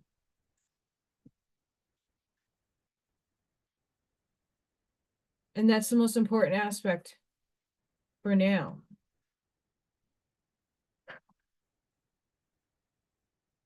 Oh boy. Guys, have fun, Scott. I'm probably gonna end it on the earlier side because I do have work in the morning and go to sleep. I'm not ending it just yet. But thank you, Scott, for coming. You're awesome. Um, give me a second, guys. I have to check on, I just heard fun stuff. Hang on. Don't go anywhere. Hmm. Yeah, I'll be right back. I hear a kitty in distress.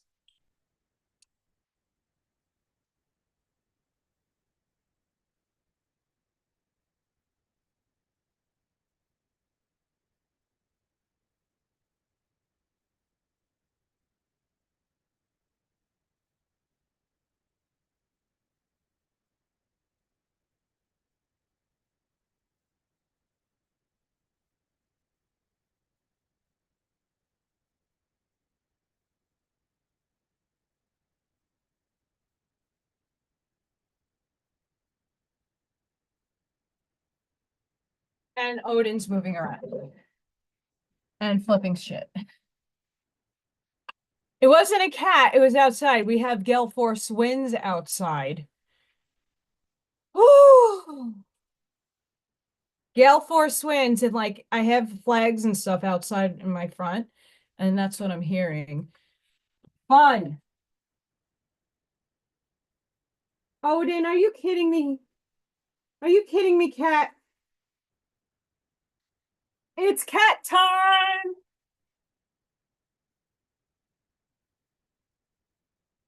The blinds birthed Odin. Hi, I'm a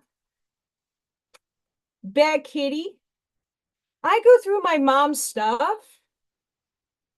He just rolled his eyes. I just went through my mommy stuff, and I cause a lot of destruction in my house, even though I'm 3 years old and I'm not a kitten.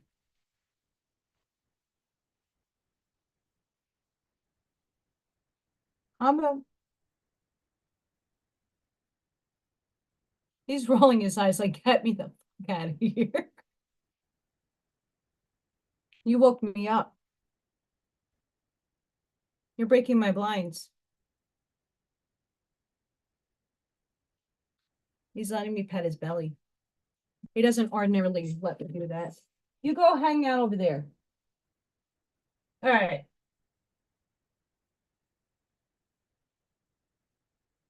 Card time.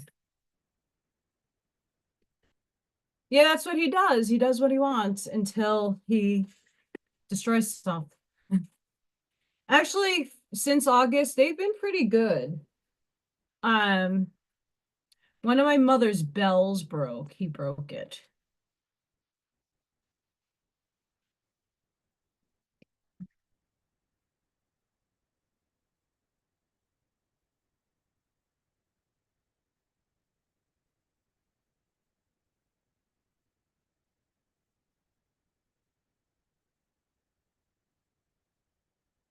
Okay, since I'm channeling, that's why I'm probably doing the cards, and it's not much longer. I'm going to be on archetypes. The mother, the womb, the mother, and the womb.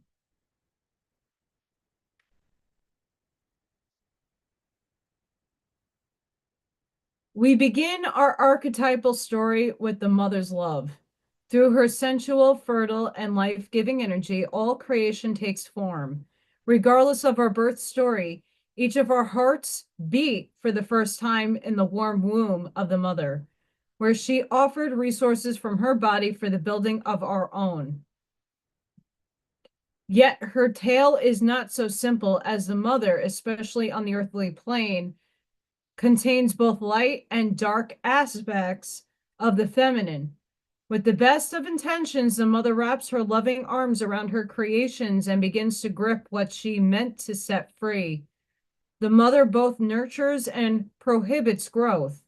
She gives, yet clings. She creates, yet restricts.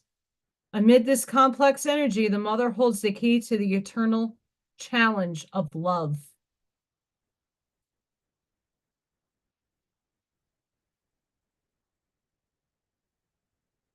Don't we feel that energy a little bit nowadays as the divine feminine is coming in? But we still need to incorporate the masculine.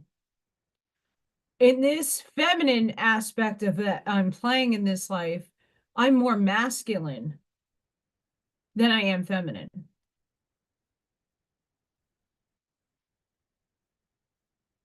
No incest.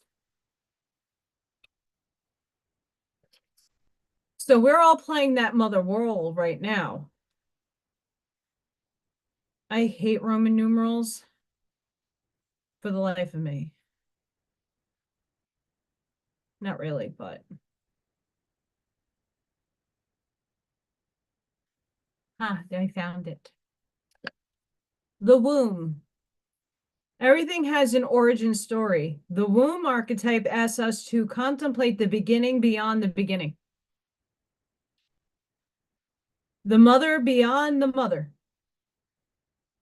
In a world that often negates the power and necessity of feminine principles, this card returns us to the warmth, tenderness, and sacred intelligence from which we came.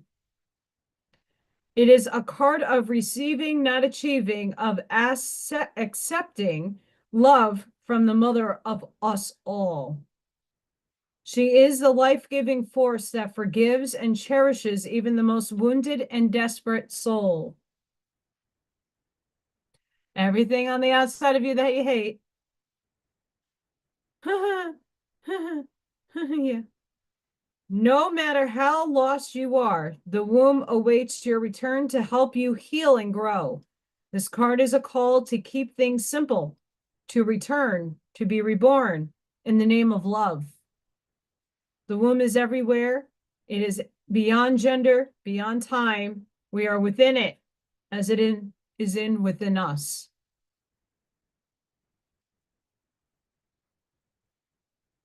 Oh, thank you, Dee.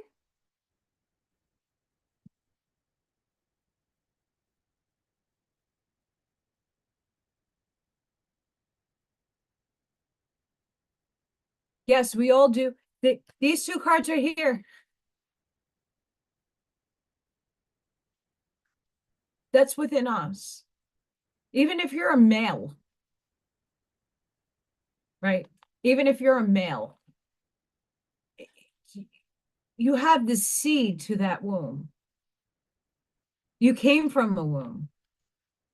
We have to start, take the symbology of it. That's why I like this book and these cards. Take the symbology, don't take it like literal, right?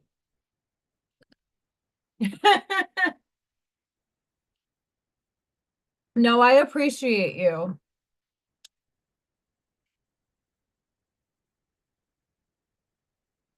Okay, so that's the feminine reaching in. Are you back for more outing? You're gonna break my blinds again?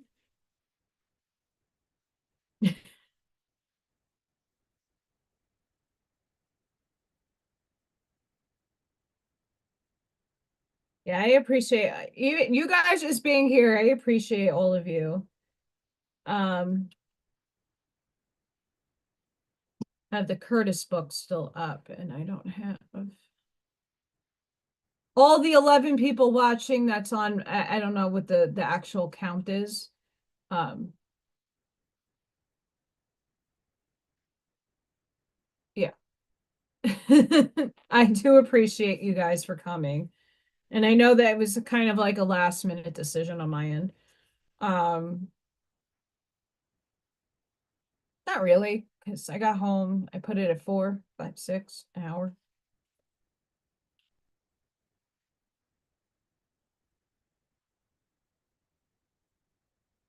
Thank you upstairs. Lay of the land, ask ancestral wisdom.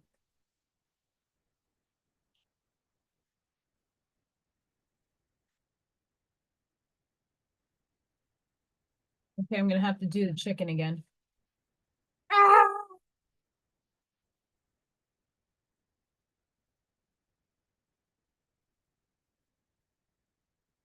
It's making it closer.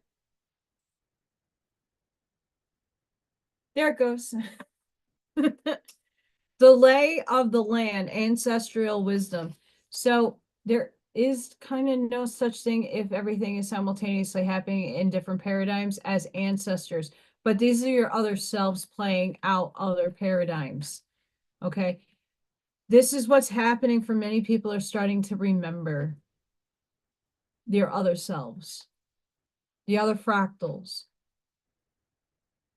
understanding that we're in a linear time continuum. So we are seeing past, present, future. It's an illusion, but our brains can't conceive of the other stuff. So this is what makes sense to our brains as a whole. Learn from that.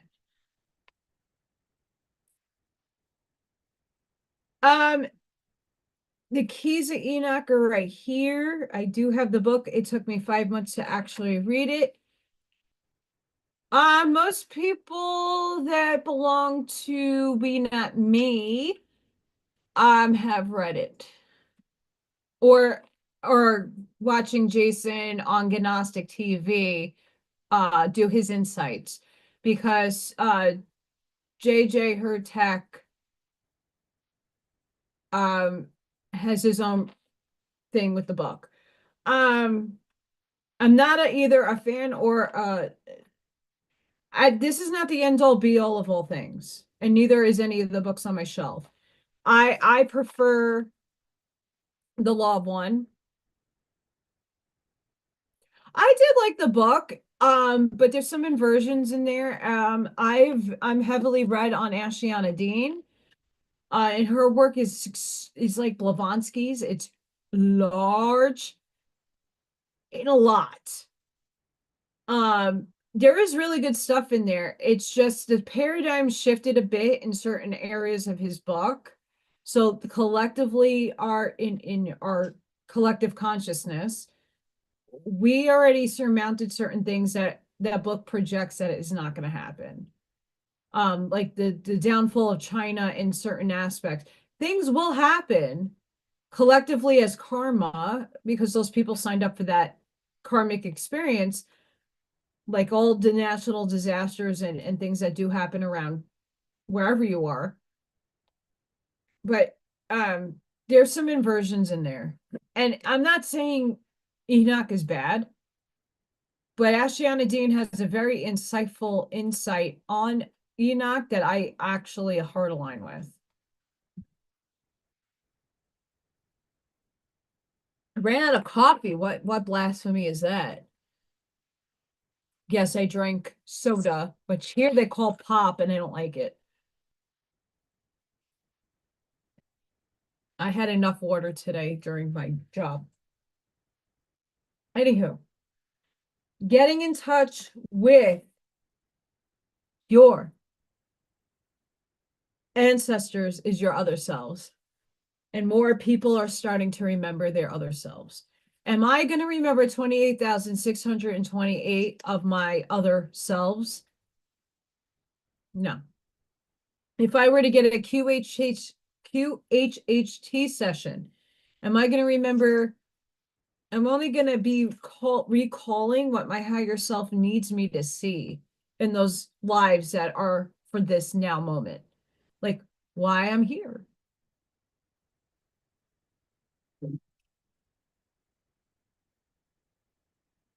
Odin, you're a little stinker butt. He's sitting on top of my printer.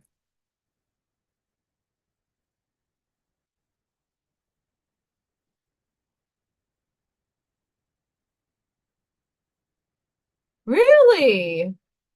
Where is that? I don't watch television. Okay, so that's not a true statement. Okay. So in this house, I don't put my television on. I have one. Don't put it on. I'm usually when I'm with Viking, which is not often. Um, he we've been watching Altered Carbon, which is a Elon Musk uh paradigm. It's a fascinating show. But Yellow Jackets. What is it on Netflix? Is it on Hulu? What is it on? Or what channel or whatever? Uh, what frequency is it on? I would love to see a waspy has components in there that I resonate with. I don't necessarily agree with that book at all. Oh, Paramount Plus. He doesn't have that. Interesting. If he gets Paramount, well, you see, I want to watch Yellowstone. I love Yellowstone. I am a big Beth fan. Um,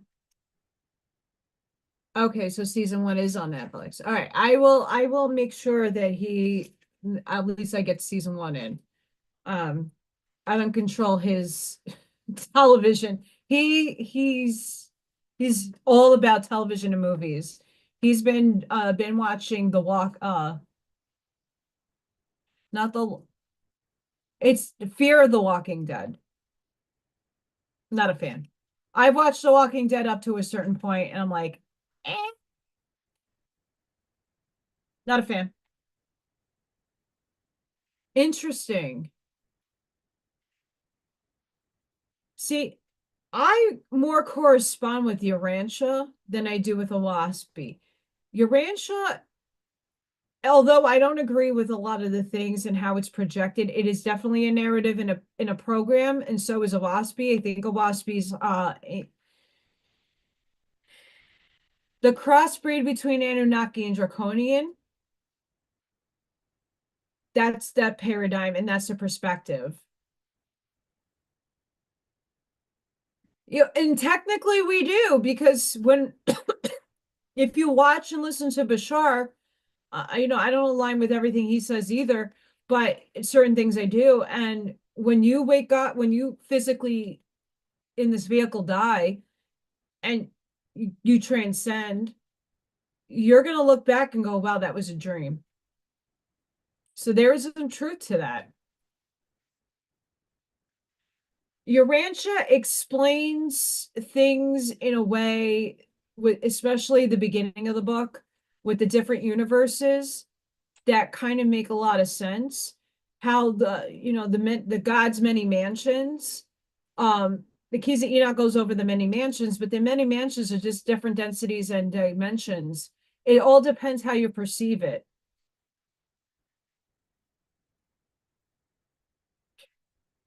Yeah, it's so both of those books are perceptions of Earth from extraterrestrial or interdimensional races, however you perceive it. They're people telling you about your history when you already have that within you. And you only have it from the experience of when you incarnated or old time is simultaneous. But whenever you can remember the first life you ever had, you're probably a Neanderthal. Or you were the alien ascending down to Earth. It's all perception. That's the harder component to like to grasp.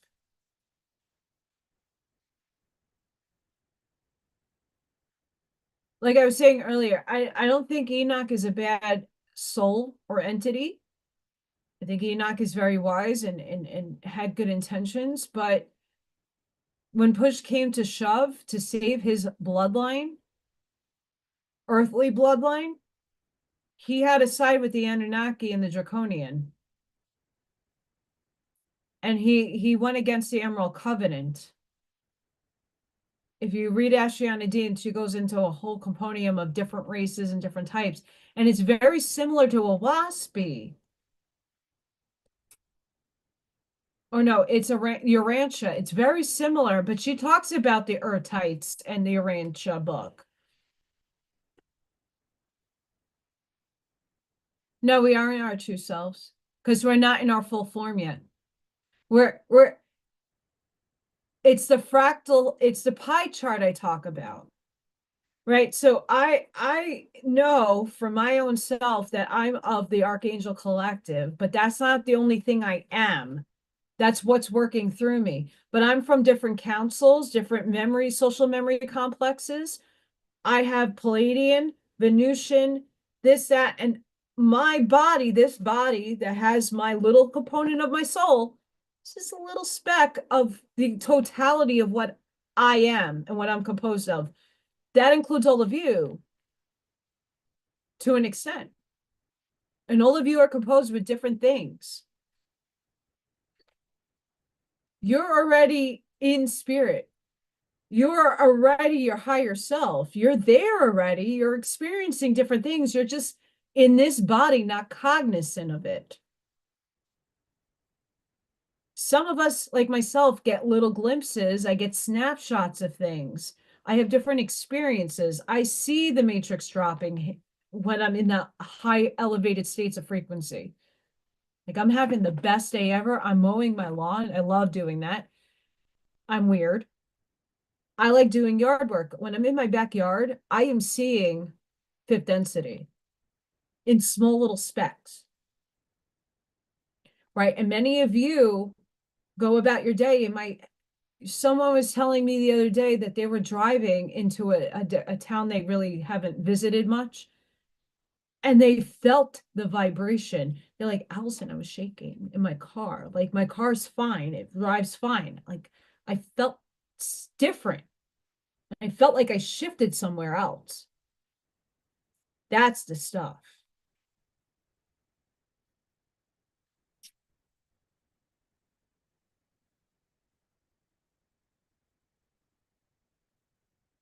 You are experiencing a spiritual blossoming. Take a new direction and be open to new experiences. So for me, going out of my comfort zone and going to a like second vending event, but really focus on selling my pyramids and being around more spiritual people that I didn't even know existed around here is me doing different, being different, thinking differently. And that's a new direction for me. Like, yeah, I have my website. You can't buy anything off of it because I can't afford the insurance and all the legalities. It costs a lot of money to start up your business. Um, I'm doing it private, but this is another avenue for me that I have yet to explore. The time for romance has come. See it as an opportunity for a radiant life. Now, if you're alone, it doesn't need to be a romantic partner. I know it says romantic, but upstairs always includes the fact that there are people who choose that's their paradigm. They don't want a romantic or they don't want another person in that capacity. That's fine. Your tribe is incoming, whether it be online or in person. Live in this world as a dreamer. There's your dream state. Create a future paradise. I can't. I can't even.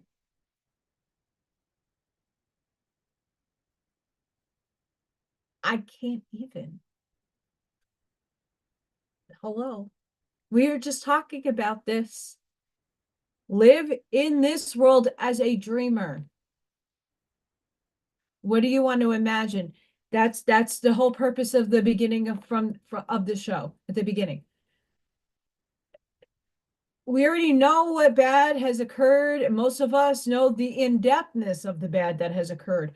Okay, so how do we transmute it and move it forward? We have to use our imaginations in order to create a new world. Are you using your imagination to create a new world, or are you just thinking about all the wrongs that have been done to us? Instead of just learning, detaching feelings from the wrong, you're going to learn from the wrong. Most of us are going through it and experiencing the wrong. And now let's imagine how we can make that better. The love of your dragon, I was talking about my dragons earlier, reaches out to you. The realm of your truth is opening up. Truth is a frequency. and everybody's going to perceive it differently and feel it and experience it differently. It's understanding that where the compassion and grace comes in, where you can hit that full 4 octave of frequency, which is a little stair step to ascension.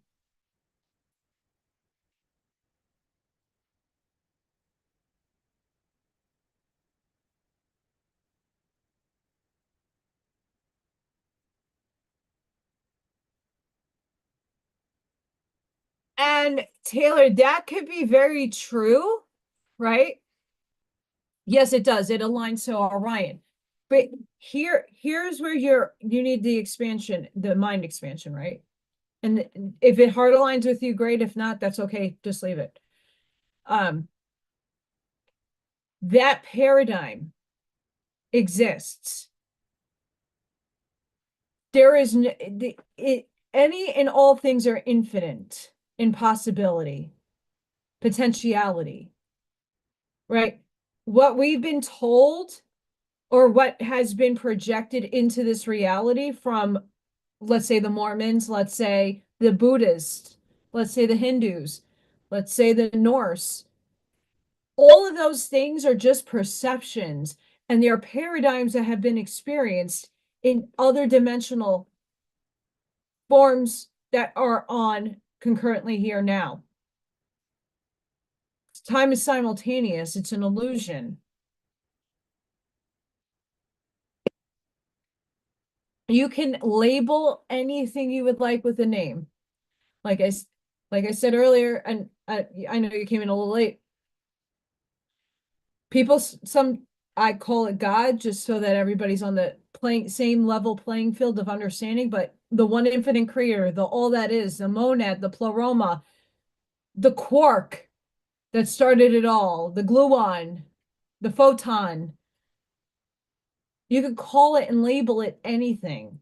Is Nibiru real? I don't know. In one paradigm it is, because what you think becomes a thing.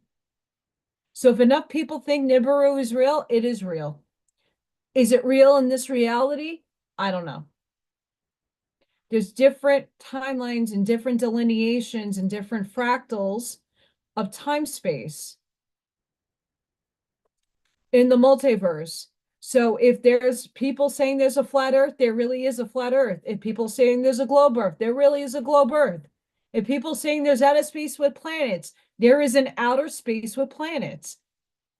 There's not one wrong or right, because in every delineation of a multiversal scale, it's real. That's a very hard concept to wrap your mind around. There's no right or wrong. It's infinitude. There's no ending and no beginning. It's the Ouroboros. This paradigm we're playing out, Giza is aligned with Orion. And if you really want to get freaked out, go to that Orion Lines site. I think I visited it once or twice on the Alien Gray Agenda videos I did back in the day. Oh, that's a good site. It's exposure. I've outgrown a lot of that, but I know the beings that took me to Asgard in my light body were interdimensional. They weren't extraterrestrial.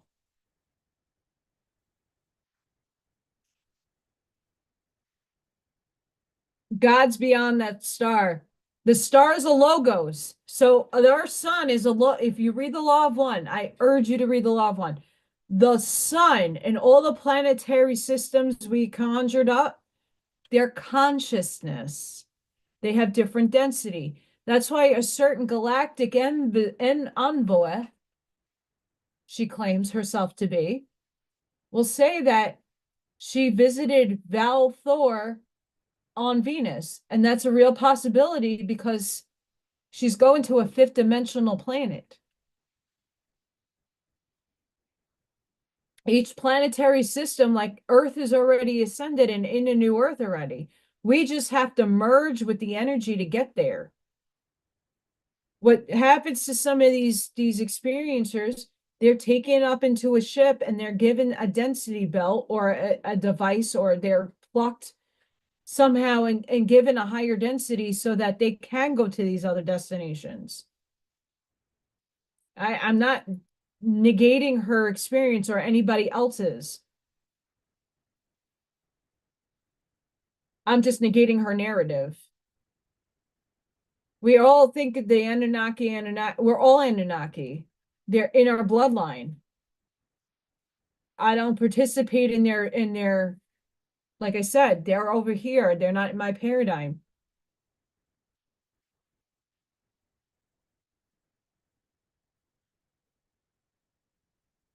I have, um, I don't take stock though in like shows and movies have, because of the negative polarity. You can see my dirty floor there. And I'm stuck on wires. Um, Movies are just giving you a gateway to an expansion. Now it's up to you to either take that expansion or drop it. Like Altered Carbon on Netflix, it has a very in-depth, if you really watch it to like just detach and just to watch, a really good explanation of the birthing incarnated process and the cloning process and the shells and the different lives you live. That show is fantastic for that. But in another type of way, it's a predictive programming show about Elon Musk's idea about neuroplanting, taking your consciousness and putting it on a chip, which that technology has been out for a long time.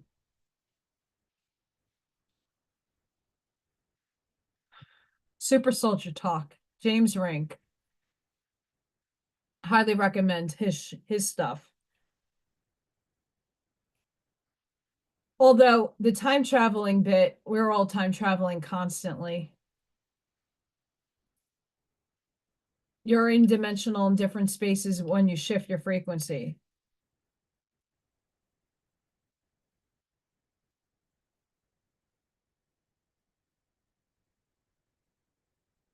Prosperity lies ahead. I sure damn hope so. I need a break. Conclusions are within reach. I hope so for all of us. I'm really trying my damnedest to hold myself in composure without having a breakdown or a meltdown and waiting until January 20th to make a financial decision if I'm going bankrupt, if I'm doing debt consolidation, if I'm doing a whole number of other things, looking at loans, looking at stuff. Like, it's bad. I'm in a bad place, and I'm not trying to project that or make anybody sympathize for me. Um, just this 3D realm needs to shift. And I don't want to make a decision now that will change January 20th or a few weeks after that, oh, what I did, now I'm stuck doing when I could have had a better deal. So I'm kind of holding hope that I can earn some major income this weekend and then somebody hires me. I'm waiting. And that part-time job is only for a little bit. I don't foresee myself needing, it's just to get myself out of the hole I'm in. Yeah.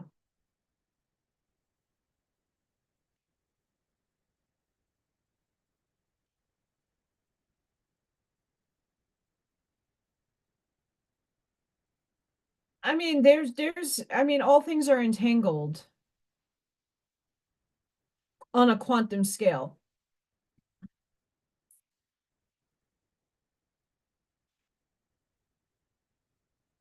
Oh, I got a Mason number.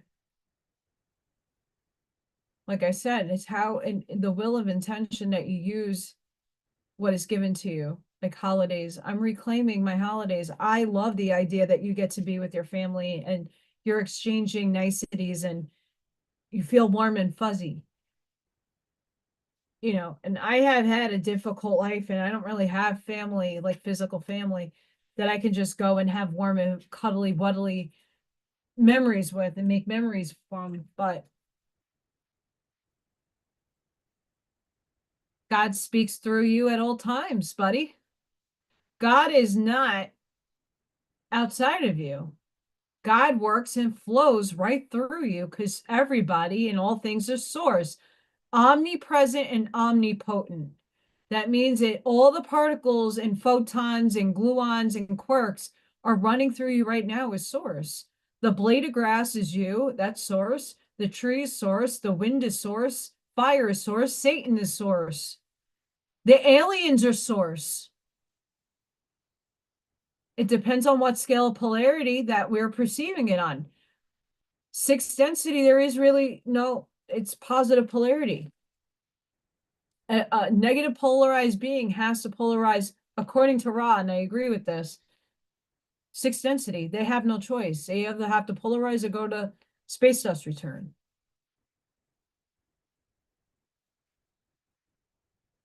They're laughing at me right now. Have a sense of reality. Accept things happening with an open heart. You can't change the past or delve too much in the future, but it's obviously you can stay focused to turn your fate to a new page today at this moment. Take action. No more procrastinating because you are well planned, well prepared, and therefore ready to make a move now. Nothing becomes because there already is. That's correct. The illusion of third density and what we are all trying to, this, the ascension is becoming, is the merger back to source. And that is not going to happen for a very long time in your billions of years. But most of us already been with source multiple times. We already did this dance. We just have to remember doing it. Absolutely, Thomas. There is no end to understanding it, and every level that we climb is a stair step where we have to understand more shit, where we have more catalysts to learn, where things are going to be traversed and thrown at us that we're like, oh shit, if I would have thought about that 25 years ago, oh, what a game changer. And that's just in this paradigm.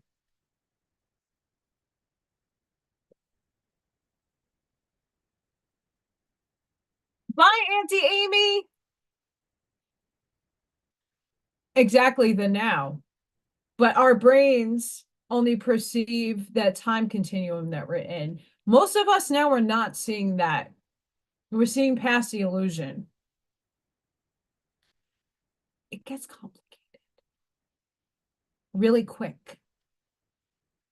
I lose people all the time, and that's okay. We're going to get there. Decide. Over-analyzing options steal you away from the present moment. You have the power to decide today, here and now. What will you gain is clarity and new chances. Number 33. Let's reclaim it. This is a sign of a highly vibrating transformation. You now have the courage to work out your creativity and self-expression with no doubts. Absolutely, Thomas.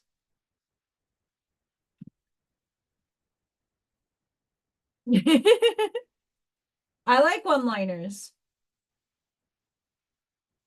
One-liners are awesome.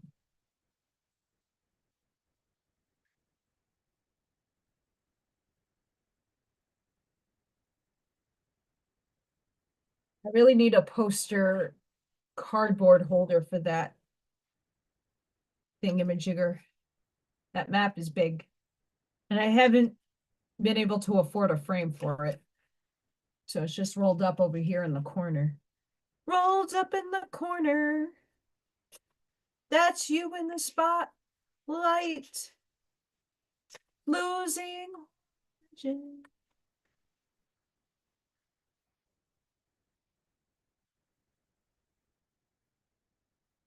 I have this big, gigantic Norse Vegasphere, Ouroboros, or Jontvir, flag that Odin is like making bulge. He's watching the storm or the wind. I have this huge tree that's in my neighbor's yard that she didn't give me permission. And there's like a branch that's like stuck that swings and it's going to fall on my house any day now. Just hoping not tonight. I already have too much on my life.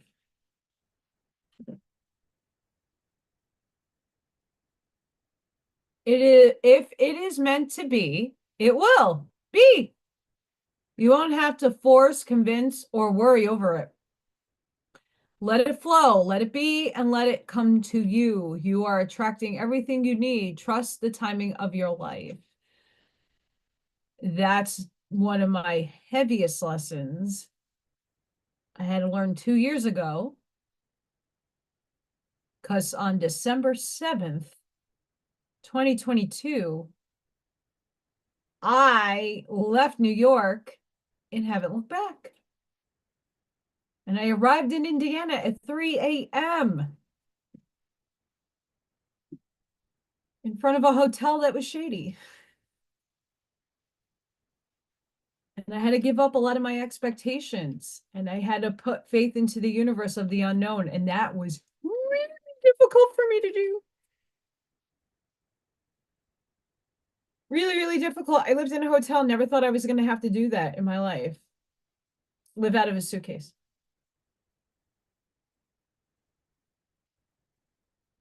With my other two cats that passed on.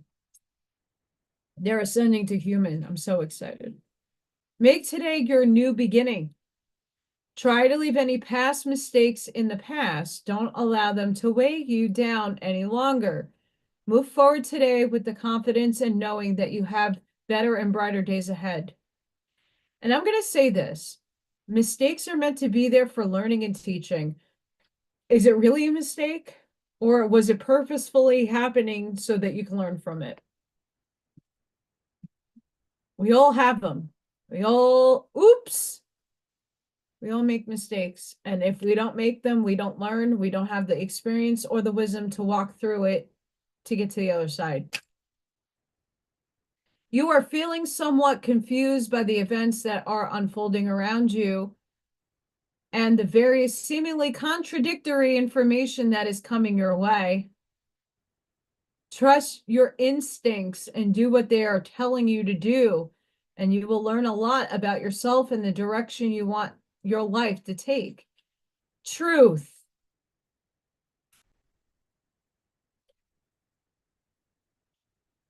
Quickly, because I have to also end this in a couple of minutes. 2 years ago, when I was hangry, losing it all, didn't know what to do, what was going on, I kept getting a whole bunch of people telling me, don't worry, Nasira and Jasira is happening. The RV's gonna hit. Allison, don't you worry. You'll be fine. That's gonna happen and your life is gonna change. I have my watch on today. I'm still waiting. And if I didn't go with my gut instinct, just like the deck clock, every week everybody's, oh my God, look at this, gonna happen, it's gonna happen, it's gonna happen.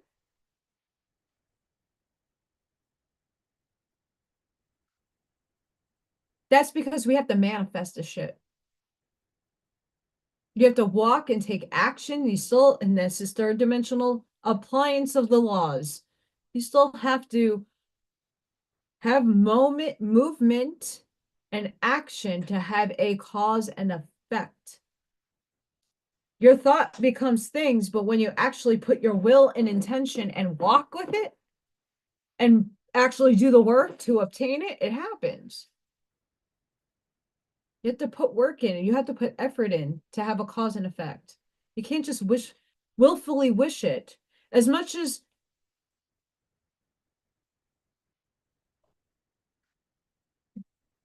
I am an alien, I'm not from here.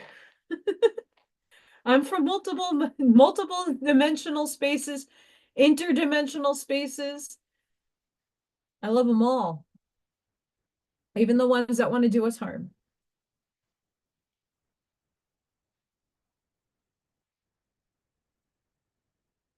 And that's just a polarized experience we need.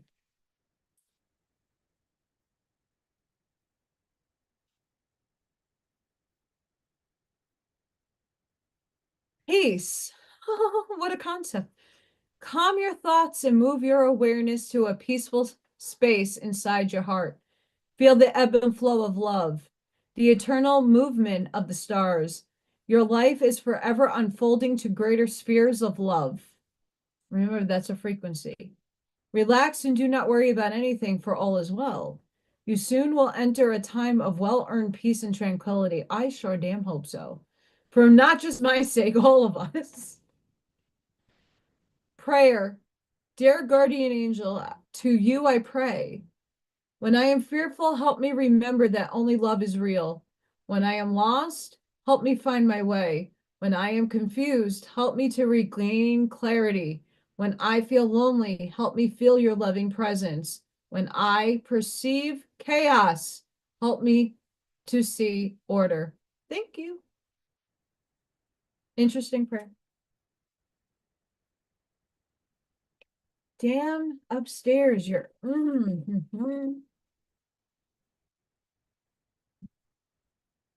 They said, not just yet. Get a pull from this stack. Thank you, Spirit. So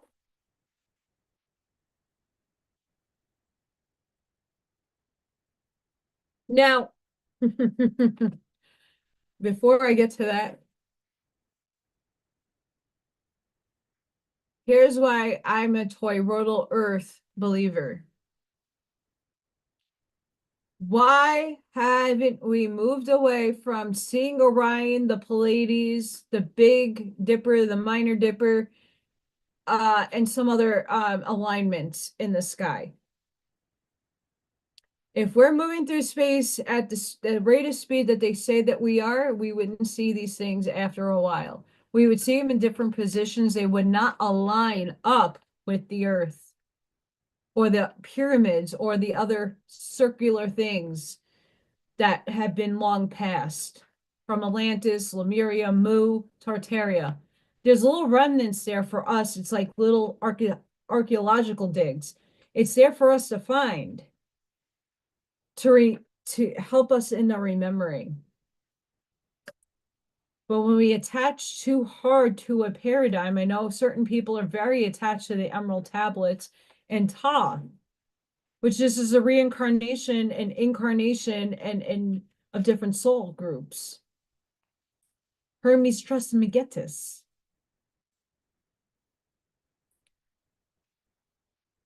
Once again, alien. Okay, so they're aliens, they're us. We're them, they are us. There's different forms and different densities.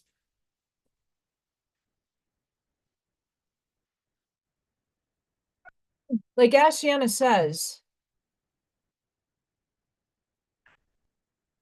said, and I believe this, it's okay to be a draconian and it's okay to be a Zeta Reticuli from those paradigms because you're here to heal and many of us are here to rescue them. And not necessarily rescue in a ship or anything. It's just to help seed the frequency that another person might need to wake up. And they're going to do it on their own terms and limits. That's why we're so important. That transmuting of the energy is very important. It's going to help a lot of people, even the unconscious people. They're still ascending and they're moving in their own time and rate of speed. Some people can't handle or conceive half of the things I say. They think I'm crazy. Mm.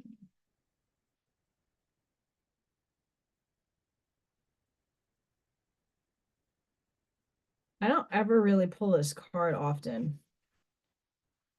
Ingwas, Earth, sacred. Ingwas is linked to sexuality and fertility and is a sign of passion in a relationship or tremendous creativity in work or business. There's a strong energy driving you forward. And if this exciting and positive momentum continues, success is likely. This ruin card is also a symbol of green shoots and being free to move forward in a new way. The old is left behind, challenges are resolved, and a new dawn breaks.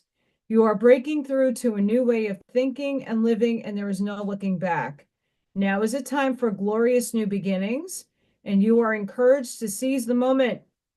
Ingwas truly carries with its sense of magical possibility and the promise of peace, relief, happiness, and inner growth. As long as you don't allow fear to hold you back, sometimes it's not our limitations, but our ability to shine that we fear. This card is encouraging you to step forward and shine brightly. And if you guys are on Telegram or on my Facebook, after every little Thor video I post in the morning, little 60-second clip, I'm always saying either shine your light, shine bright, be the light, be the flow, be the light, be the lumens, the highest lumens flashlight you can be. Shine it bright.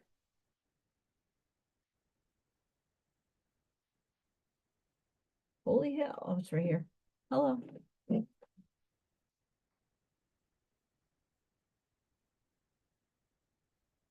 So each person, oh, I have a cat. Okay, that was a cat. Each person is going to get a download to the frequency of where they need it. So right now I'm in the Arcturian land. I'm in sixth density land. They're coming and giving me uploads and downloads because everything Daniel Scranton channels from them, that collective, and others, not just him. Alexander Quinn does the Arcturians, all resonate here with me. But some people get it from Orion. So I got it from the Palladians when I first started understanding star seeds. I got some from Sirius, some from Alpha and Beta Centauri. We all come from different star seed components, but you are all them. You are them, and you're already there. You're giving yourself the download to remember. You're a part of that collective. They're just helping you wake up to the bigger truth of who you are. They're just juggling your, like, I got that big buzz in my ear earlier. I channeled from my oversoul for the most part. Source. All is source. At different intervals and fractions and percentages, if we have to get mathematical. This is my last card because I do have to get off and get myself ready to sleep and make sure I don't have damage outside. Fun times.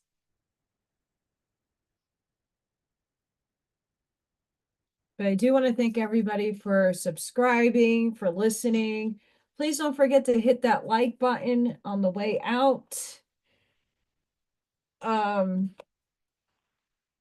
get so many views. I saw like I see the views. I'm like, why doesn't anybody like my stuff? Makes me sad. That makes me really sad. Doesn't cost any. It costs you a millisecond of your energy to go. Boop. It is like when I left to get like okay, so like where I'm on one side of my house, and my house is small, but I have two floors. And in the bathroom, I have a window that I could see to the front of my house. And I had to like go, it's high. I had to go jump on my toilet just to see if something fell because I thought it was a cat, but I heard something bang really hard. So I don't know if the wind blew a tree branch onto my property, um, or I have flags and stuff if they fell. I don't know. Oh, I love you guys too, and I love you, Taylor.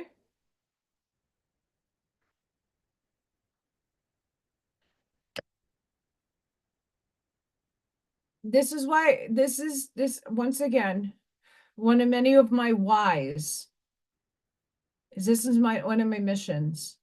I was commissioned to do the best that I possibly in this human form can to help people, if not just expand their minds, just think differently. I'm not asking anybody to align with what I say. I want you to go into your heart space to align with me. If I say something that's not in your alignment, that's okay. You're thinking outside of your box. And that's what's really important. I'm going to butcher this bad. Shaktipa, a seahorse. Okay, make that as you will. I cannot pronounce shit.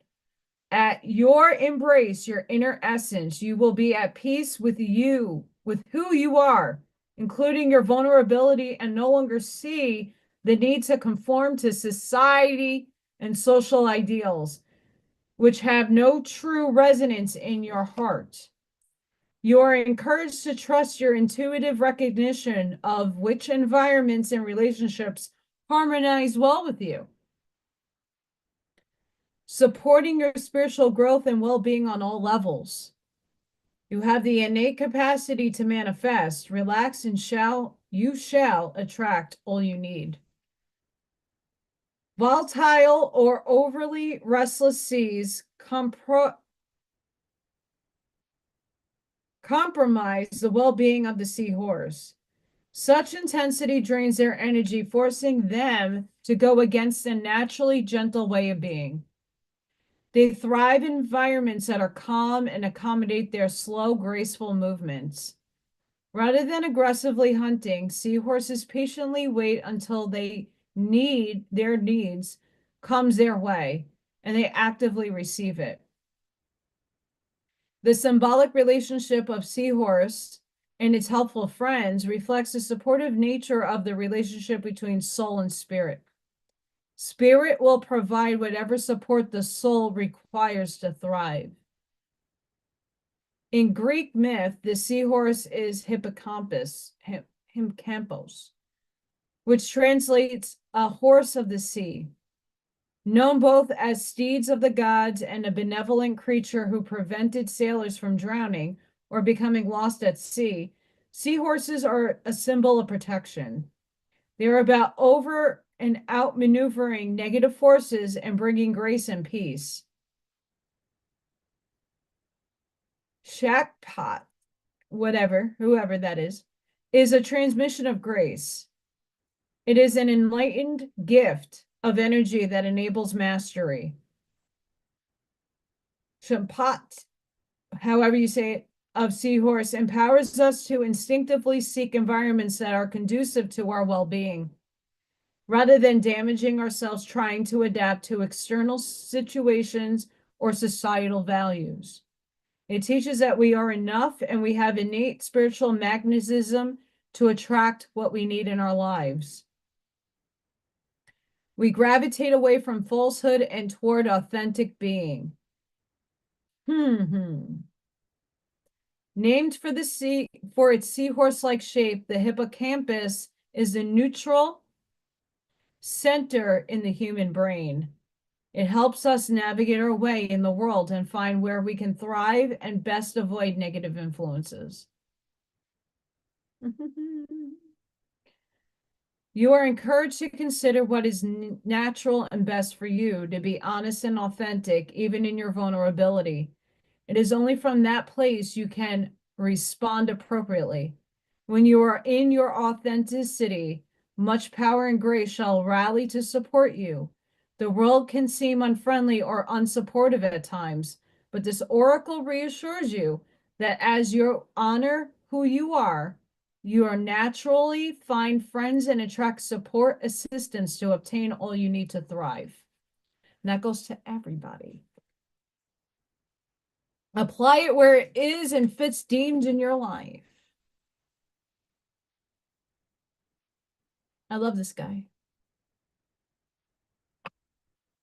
I got my penguin too.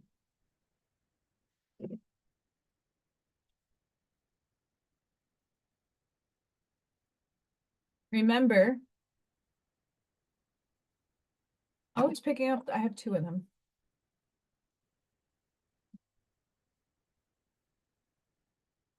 Your energy.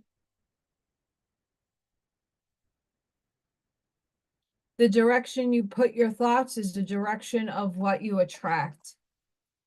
And in the real human world that we live every day, it is not an easy task to do because we have a lot of things that we need to still overcome. 3D still has to play out. You still have karmic ties and lessons and things that we need to learn. But in the meantime, what we need to focus on is being on this side and not on that side. The negative polarity is over here. We need to be over there, and we need to think how to do better, be better. Stop allowing these negative polarized peoples to manifest the world that we are in. We got to take that empowerment back and own it and start creating.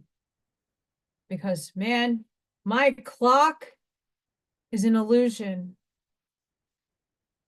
But I'm not on that perpetual stick running for that carrot anymore.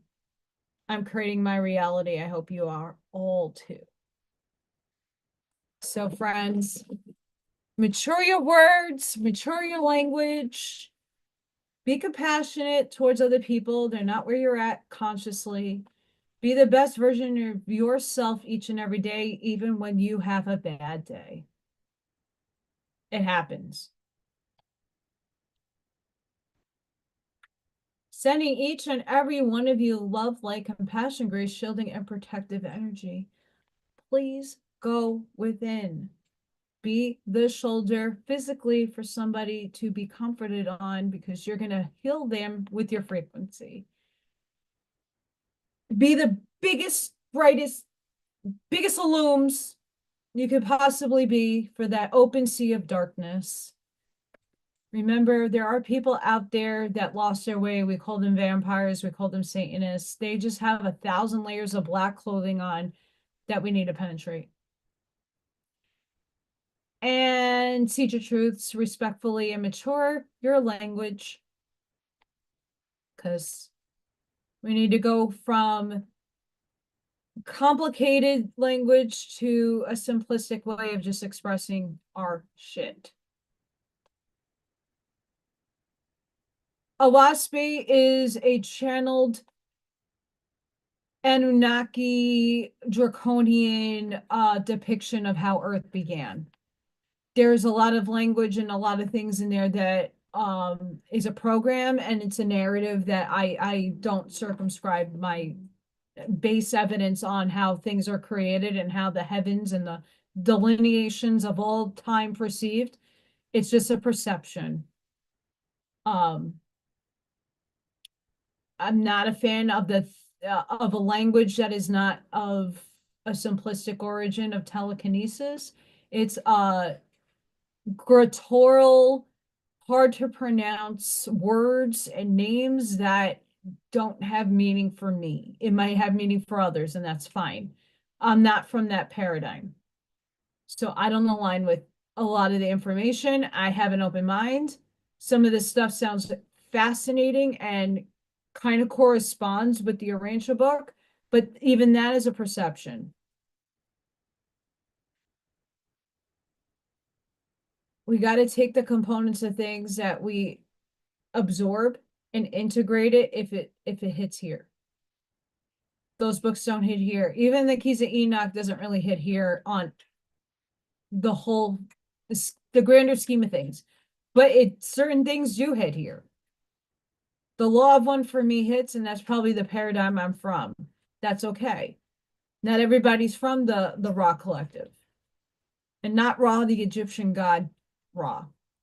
That's different. Right? Don't worry about why I don't like. It doesn't matter if I like. I read it to get you out of the one book paradigm.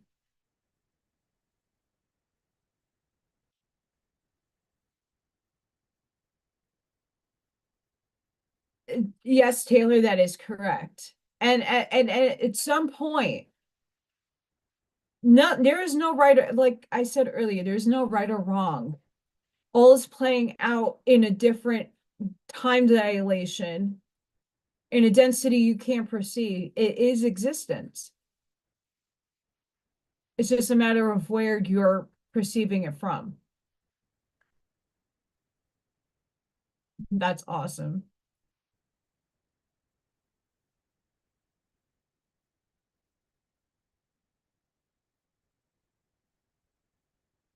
My family, my adoptive family, is from that parent. They're not hipsters, but they are Jewish. We're all one. We are all one. We're all one with source. This source is not out. It's not out here. You create this out here. And we all created each other to play roles for each other. Mm.